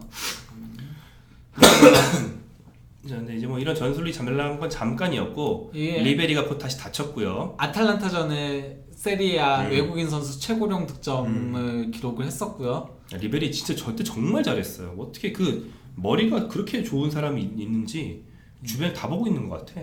제가 근데 또 다시 실수를 했습니다. 아무튼 이때의 리베리가 정말 잘했고 키에사가 보조를 잘 맞춰줬는데 잠깐만요. 말은 들어가고 있나? 예, 말은 들어가고 있습니다. 제가 화면을 실수로 없앴습니다. 아, 에드소스지. 에드소스. 그럼 말도 안 들어가고 있는 거 아니야? 아니요. 화면만이에요. 화면만이고 일단 그 리베리가 다시 다쳐서 다시 나가리가 됐어요. 그게 한 가지 문제였고 두 번째 문제는 키에사가 다른 팀으로 가고 싶다고 좀 징징거리는 거. 그것도 상당히 그 팀에는 이런 것들이 겹치면서 아까 말한 그 공격수 없는 전술이 근본적으로 거기 핵심 선수 2명이 다 바보가 돼가지고 그리고 이제 그것도 한계는 있었죠. 결국은 골을 넣을 선수가 없다는 거. 리베리건 뭐 키에사건 골을 보장해주는 선수가 아니다 보니까 그러니까 이런 전술을 쓸 거면 미드필더에 그 흔히 말하는 미들라이커가 한 명 있어야 돼요. 그렇죠. 근데 아무도 없죠. 전진까지는 없어요. 되지만 그러니까 팀 내 최다골이 3골이니까 결정력이 좋은 애가 리베리랑 키에사가 아니면 누군가 있어야 되는데 그게 없었다. 사실 이런 전술을 쓰는 팀들이 늘 이런 문제에 봉착하는데 그렇죠. 비슷한 예가 뭐냐면 콘테 유벤투스 1년차예요. 그때 투톱이 지오빈코랑 부치니치였거든요. 근데 이제 둘 다 섀도우 성향이잖아요. 그래서 그때 되게 보는 맛은 되게 좋았어요. 부치니치랑 지오빈코랑 번갈아서 측면 혹은 2선으로 빠지고 그 자리를 마르키쇼가 메우고 되게 재밌었거든요. 마트리 그때 아직 멀쩡했던 게 누구야? 페페. 시모네 페페. 시모네 페페 이런 애들 막 문전 침투해서 골 넣고 보는 맛은 되게 좋았어요. 하지만 결국에는 이게 답답한 축구보다 효율이 안 좋으니까 콘테가 나중에는 뭐 장신 공격수나 일반적인 공격수 데려와서 뭐 요렌테나 테베즈 같은 애들로 그 자리를 메우고 좀 더 답답하지만 더 실용적인 축구를 했을 때 승점은 더 높아지는 거죠. 사실은 뭐 저렇게 공격수 없는 축구가 보기엔 늘 좋은데 늘 한계가 있습니다. 팀 내 최다골이 수비형 미드필더인 풀가르 3골. 풀가르가 떡대가 좀 있어서 카스토빌리가 3골. 그리고 이제 중앙 수비수인 밀렌코비치가 3골. 밀렌코비치 떡대가 있죠. 그러니까 다 이게 센터피스란 얘기예요. 밀렌코비치 194잖아요. 나머지 공격 자원들에서 골 넣는 선수가 사실상 없다시피. 그나마 유일한 카스토빌리가. 근데 3골밖에 안 되는 거는 이건 문제가 상당히 크거든요. 네, 그래서 피오렌티나의 전체 득점이 17라운드까지 21골. 21골이면 뭐 강등권 바보들 빼면은 거의 뭐 제일 낮은 수준입니다. 그리고 이제 좀 나머지 팀들에서 기대 이하인 팀들 뭐 일단 삼프도리아 제노아 이 더비 팀들이 동시에 무너졌죠. 그렇죠. 삼프도리아는 일단 뭐 퀄리알렐라가 지난 시즌에 마지막 불꽃을 태우고 사라진 게 상당히 크다라고 보이고요. 잔팔로 나간 것도 루즈가 된 것 같고 뭐 그렇습니다. 제노아는 감독 누구지? 감독 바꿨는데 삼프도리아로 라니에리가 왔죠. 라니에리가 그렇죠. 와서 조금 살아나는 듯 했는데 지금 아직 제대로 살아나지 못하고 있습니다. 뭐 그런 상황이고 제노아는 지금도 저기 뛰잖아요. 걔 누구 얘기하는 거야? 왼발잡이. 왼발잡이요? 제노아 왼발잡이 노있네. 누구 얘기하는 거지? 다른 얘기 하고 계세요. 제가 보고 말씀드릴게요. 네. 제노아는 스쿼드 자체가 나쁘다 얘기를 하고 있었어요. 네. 삼프도리아는 지난 시즌까지 공격 축구하면서 거품으로라도 좀 유명한 애들이 있고 인정받는 애들이 있어요. 근데 제노아는 그것도 없다. 근데 제노아는 솔직히 말하면 그 지난 시즌에 이미 뭔가 좀 피용택 있을 때도 피용택 발로 간신히 전반기 때 좀 버티는 그런 것도 있었고. 판데프. 제가 말한 건 네. 판데프였습니다. 고란 판데프. 예. 아유 기본적으로 그래도 어쨌건 제노아 공격은 쿠아메. 근데 제노아는 그게 문제죠. 쿠아메가 다쳐서. 예. 쿠아메가 그렇죠. 오래 다쳐서 문제입니다. 쿠아메가 지난 시즌 괜찮았는데 이번 시즌 그렇죠. 초반에 예. 정말 잘했어요. 급상승세를 타고 있었거든요. 예. 쿠아메는 기본적으로 여러분 전진성이 있고 드리블 능력이 되고 어, 운동 능력이 아주 좋은 역동적인 공격수죠. 전형적인 약간 저희가 조금 전형적으로 흑인 공격수 하면은 조금 생각하는 특히 코트디부아르 하면 생각나는 코네라든가 이런 스타일. 예, 그렇죠. 네, 그런 스타일인데 이 친구가 지난 시즌에 주전으로 쭉 뛰면서 4골 넣었거든요. 그냥 피용택이 떠나고 난 자리를 이 선수가 솔직히 메우다시피 했었죠. 그러니까 얘가 자이언 시즌에는 피용택 옆에서 이렇게 뭐 공간 열어주고 이런 보조 역할이었는데 이번 시즌에는 초반 10경기에서 5골을 넣었어요. 정말 잘하고 있었단 말이에요. 근데 다쳤죠. 쿠아메가 나가리 되면서 제노아는 팀 전체 경기력이 다 무너지면서 이제 최하위로 떨어졌습니다. 근데 제노아는 솔직히 좀 내려오는 기미들이 보였던 팀이어가지고 그동안 약간 좀 팔레르모 느낌이 좀 났었거든요. 팔레르모도 서서히 내려오는 게 보였잖아요. 보이다가 버텼는데 전 그래서 그 제노아 다음이 우디네스가 될 위험성이 있다고 개인적으로 생각해요. 그 다음에 그러니까 이번 시즌까지 버티더라도 좀 꾸역꾸역 버티는 느낌들이 있는 팀이거든요. 서서히 내려온다. 예. 근데 그 내려오는 것들이 너무 보이다 보니까 다음 세대 스타를 한 명 발굴하지 못하면 마탱에 가는 거죠. 원래 저는 그 강등 유력은 좀 뭐랄까 그 베로나가 기대 이상으로 좀 버티고 있어요. 베로나 수비더그 버티고 있죠. 베로나는 기본적으로 컨셉 자체가 수비적이고 그러니까 뒤로 물러나서만 수비를 하는 게 아니고 그 미드필더에서부터의 수비 지원, 수비 조직이 아주 좋습니다. 그래서 수비진을 쫙 뒤에 치는 게 아니고 하프레인 정도에 치는 경기도 꽤 있거든요. 그럴 때 수비력이 좋고 제가 저한테 베스트 11 뽑아라고 하시지 않았나요? 그 뽑아보라고 하는 거 언제 얘기하려고 지금 시간 다 됐는데 아니 아무튼 제 이게 왜 했냐면은 제가 베스트 11에 약간 좀 튀는 해명 듣고 싶어서 이게 소피앙 암라바신데 엘라스 베로나가 수비 미드필더 2명이 좋아요. 미겔 벨로수 뭐 많이들 아시죠? 벤투 감독이 포르투갈 대표팀 있을 때 애제자였던 벨로수가 있고 또 한 명이 소피앙 암라바신데 소피앙 암라바스는 여러분이 많이 아시는 그 암라바보다 더 어린 애고요. 23살이고 지난 시즌 클럽 브리에서 뛰었습니다. 굉장히 잘해요. 근데 수비형 미드필더로서 이번 시즌 굉장히 잘하고 있어서 베로나가 버티는데 큰 도움을 주고 있고 아마 나폴리 이적이 거의 확정된 것으로 알려져 있습니다. 제노아 맞다. 티아고 모타. 티아고 모타. 감독. 그 파격적인 전술 썼었잖아요. 파격적인 전술을 주창했던. 그 그렇죠. 센터백 뭐 2명에 뭐 해가지고. 아무튼 그렇습니다. 네. 그렇고 하드니 뭐였지? 그럼 그냥 베스트 11으로 가죠. 소피앙 암라바시 잘한다. 그래서 나폴리 이적이 확정되어 있는데 후반기에 바로 가는 건 아니고 다음 시즌에 갑니다. 이번 시즌 이미 두 팀에서 뛰었기 때문에 다음 팀으로 이어시켜서 뛸 수가 없어서요. 그런 상황입니다. 여기까지. 뭐 저는 솔직히 이번 시즌 시작할 때 강등권 유력 후보가 그 헬라스 베로나하고 레체하고 브레시아하고 스팔 정도 생각을 했었거든요. 스팔은 또 이제 그가 좀 내려올 때가 된 데다가 라차리 같은 핵심 자원이 떠난 것들이 커가지고 그렇게 했는데 이 중에 그가 스팔하고 브레시아는 예상대로라고 할 수 있는 거죠. 브레시아는 뭐 토날리가 개인적인 평가는 좋지만 별로 뭐 이런 팀의 추락을 막는 그런 카리스마는 전혀 보여주지 못하고 있는 그런 상황이죠. 토날리 보려고 보는 팀이죠. 토날리가 진짜 패스 성공률만 60% 50% 이렇거든요. 워낙 모험적인 패스를 많이 해서 이 팀은 용서가 됩니다. 워낙에 중원에서 볼 점유가 안 되니까. 발로텔리 와가지고 또 서포터리랑 싸우고 있고 인종차별 당하고 개판입니다. 그냥 나 같으면 발로텔리 정도 되는 애가 왔으면 인종차별 하던 것도 안 하고 발로텔리님 제발 우리를 잔류시켜주세요 이지라 해야 될 것 같은데 미친 서포터 놈들이 인종차별 계속하면서 네가 굴복해야 돼 개새끼야 흑인 새끼 막 이러면서 막 이렇게 나오니까 뛰고 싶겠냐고 발로텔리처럼 이렇게 예민한 애가 이해를 안 돼. 인종차별이랑 강등을 바꾸고 싶나? 이해가 안 됩니다. 댐님 밥버거님 그 티아고 모타 경질됐습니다. 12월 28일 경질됐습니다. 예. 지금 누구예요? 나 누구 하는지도 모르겠네. 지금 아직 부임 안 난 거 아닌가요? 대행체제인가요? 아니 왜냐면은 아직 시간이 있으니까 좀 경질된 것만 알고 있는데. 네. 우리 정말 방송 느슨하게 하는군요. 아 다비데 니콜라라고. 아 그래요? 원래 있던 사람 제노아 있던 사람이잖아요. 그렇죠. 네. 원래 제노아 있던 사람 아니에요? 아니 제노아 처음 왔네? 아 우디네세 있던 사람이구나. 우디네세. 우디네세 하다가 네. 예전에 하다가 그렇군요. 그렇습니다. 네 여기까지 끝인가요? 예. 그러면 이제 베스트 11을 뽑았죠. 정신 좀 차려요. 목소리가 작아졌잖아요. 아 알겠습니다. 예. 베스트 목소리가 11. 작아졌어. 예, 콜라 드려요? 아니요. 예, 베스트 11을 뽑도록 하겠습니다. 담배 피면서 하세요 아니면? 아니요. 예. 담배 안 피워요. 베스트 11 뽑아 오셨어요? 전 안 뽑았어요. 아 저만 뽑아요. 자 네. 뭐 공격수부터 해요? 골키퍼부터 해요? 그냥 편하신 대로 하세요. 네. 저는 골키퍼부터 하겠습니다. 네. 골키퍼 세페. 네. 네 세페. 아까 얘기했죠? 실스니가 빠진 게 조금 아쉽네요. 그래도 뭐 지표가 워낙 솔직히 네. 파르마 경기 많이 안 봤는데 기록을 보면 세페가 이렇게 차이가 나는데 그렇죠. 안 뽑을 수가 없어. 예. 네. 파르마 순위도 그렇죠. 없고 예. 파르마 한 18위에 있으면은 에휴 소용없네 이러면서 세페 안 넣겠는데 예. 높으니까 세페 넣습니다. 자 포백은 왼쪽부터 테오 헤르난데스, 보누치, 스몰링, 라짜리.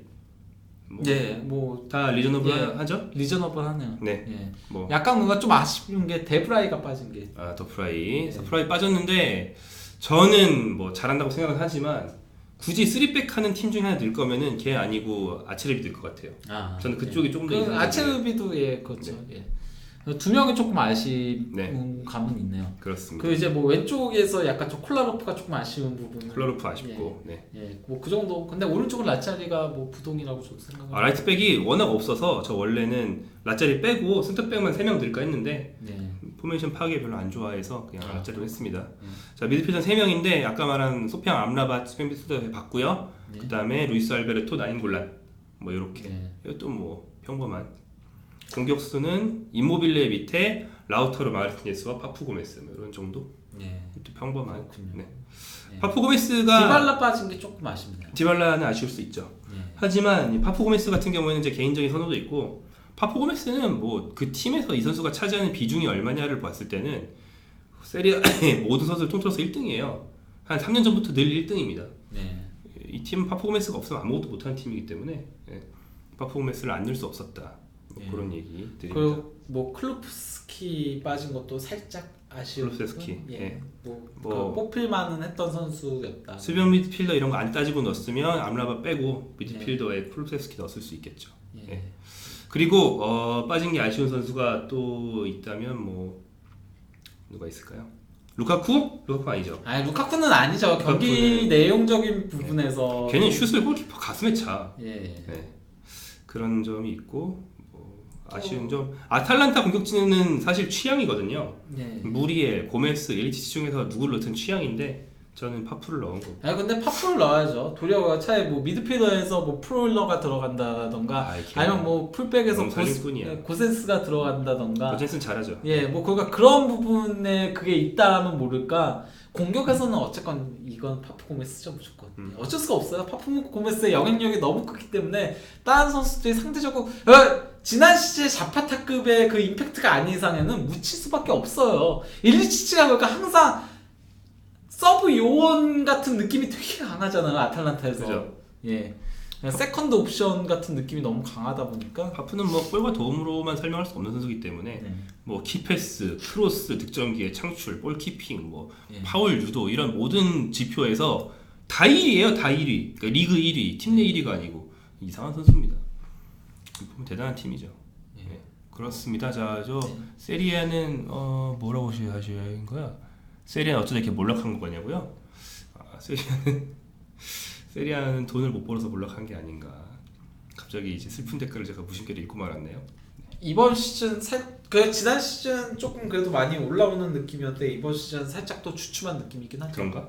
예. 유벤투스가 축구 재미없게 해서? 아니 뭐 그런 것도 있고 그리고 또 이제 그가 지난 챔스에서 시즌에 인테리가 바버짓해서? 그런 것도 있다라고 볼 수 있죠. 그러니까 이번 시즌 저기 챔피언스 그 유럽 대학 UEFA 그 리그 포인트에서 어쨌건 분데스리가한테 밀린 부분들 밀렸어요? 예, 밀렸어요 다시. 예, 밀려나가지고 4위로 됐거든요. 3위가 분데스리가가 되고 했는데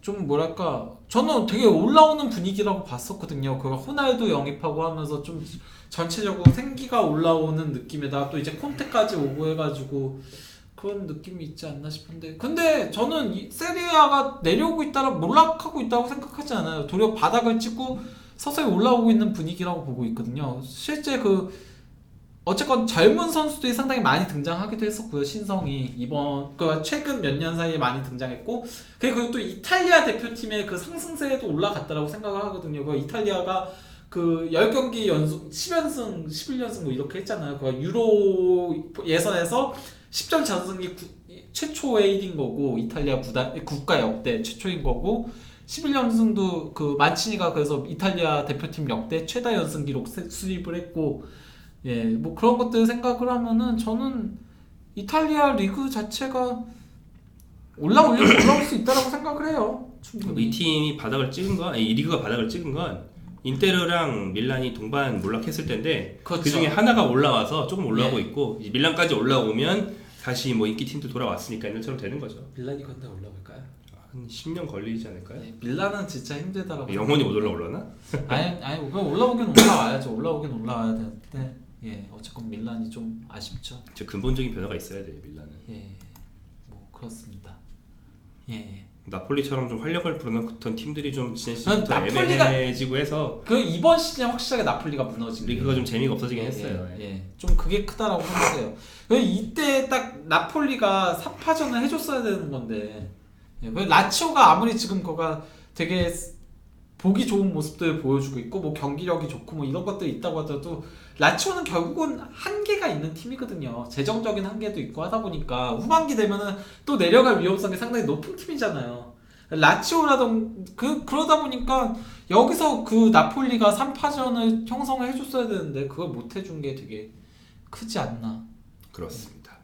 밀란이 빠진 자리를 나폴리가 그나마 해줬던 거였는데 그 이번 시즌은 살짝 올라오다가 완전 바닥짓다가 인테르 올라오면서 조금 올라오던 분위기가 나폴리까지 올라오던 분위기가 나폴리가 조금 주춤해서 그렇긴 한데 예 그렇습니다. 예.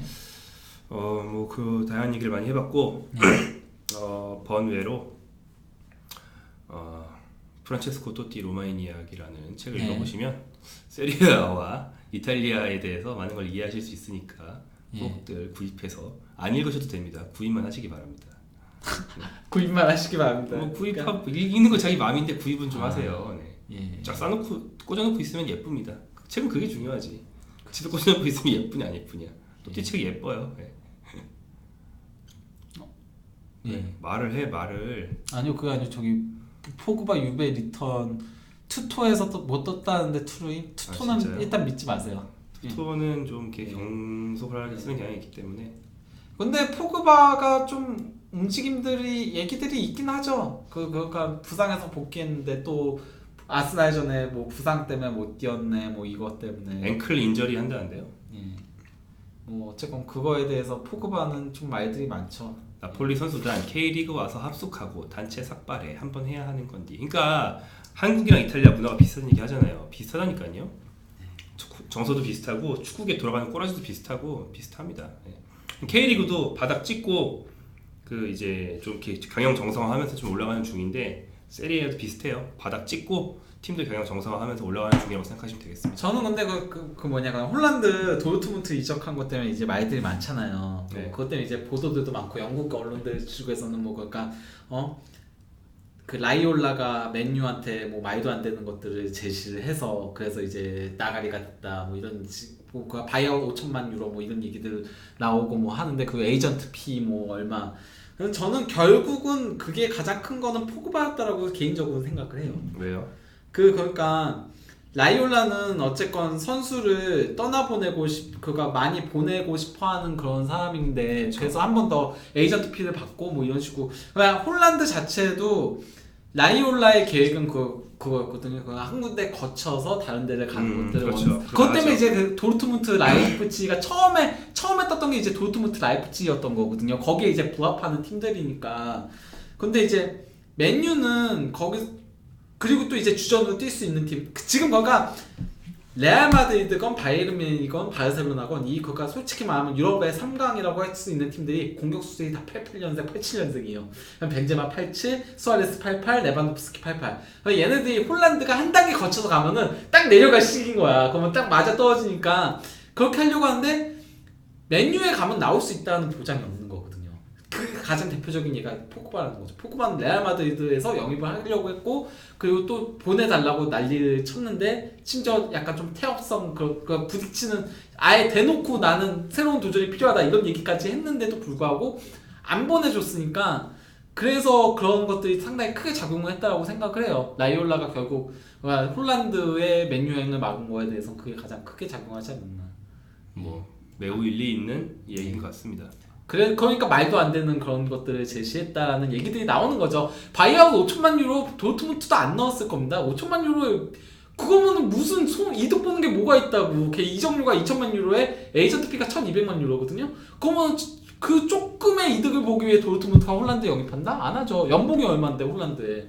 그런 것들을 생각하면은 바이아웃 아마 도르트문트는 이게 그거가 제대로 바이아웃은 있을 거예요. 제가 봤을 때 있다라고 보는데 1억 유로는 될 겁니다. 최소. 홀란드의 그 잠재력이라든가 뭐 이런 것들 생각하면은 도르트문트도 1억 유로 밑까지는 하지 않았을 것 같아요. 왜냐면 도르트문트도 기본적으로 그러니까 그 과거의 괴체라든가 이런 문제들이 발생하면서 그 바이아웃을 안 넣기로 했었거든요. 미키타리안 그 구단 정책상 바이아웃을 아예 막기로 한 부분들이 있거든요. 근데 저는 홀란드는 바이아웃을 넣고 영입을 했다고 생각해요. 그리고 그만한 가치가 있다고 생각을 하고요.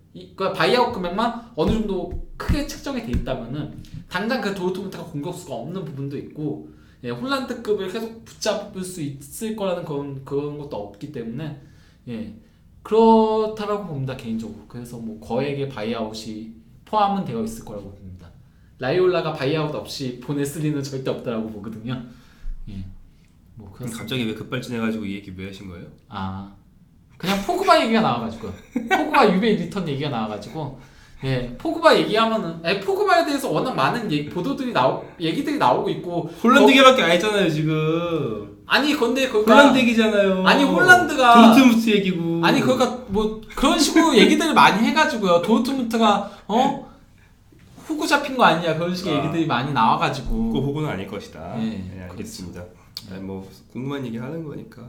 예, 뭐 그렇습니다. 뭐 10시 넘었네. 예. 시간 슬슬 가네요. 예. 네. 뭐 그러면은 이쯤에서 네, 세리아 얘기 즐거웠고 세리아는 이번 주말에 다시 재개가 됩니다. 네. 네. 그래서 오늘 할 수밖에 없었던 거죠. 네. 예. 뭐 재개가 되고 스페르코파는 이미 했고 네. 그 스페르코파 때문에 라치오랑 베로나가 한 경기 더 했나? 그 나머지 팀들은 다 17경기를 다 맞습니다. 했고 네, 라치오가 경기를 한 경기 나머지 팀들은 다 17경기를 했어요. 그래서 18번째 경기를 이제 시작을 하게 되고요. 겨울 이적 시장에서 이탈리아 팀들도 그렇듯이 상당히 활발한 움직임, 그러니까 엄청 대형은 아니지만 자잘자잘한 선수를 여러 명 주고받는 그런 움직임이 있을 것 같거든요. 겨울 이적 시장도 재밌게 보시면 좋을 것 같습니다. 예, 그러면 이쯤에서 방송을 마무리하도록 하겠습니다. 예. 뭐야? 정말 진행 매끄럽네. 예. 네. 안녕히 계세요. 뭐야, 진짜 이렇게 인사해? 그럼 어떻게 할까? 좋아요? 구독, 알림 설정 막 이런 거예요? 많이 예, 원래 합니다. 마음대로 하십시오. 자, 예. 아무튼 반가웠습니다. 예, 감사합니다. 안녕히 계세요. 예.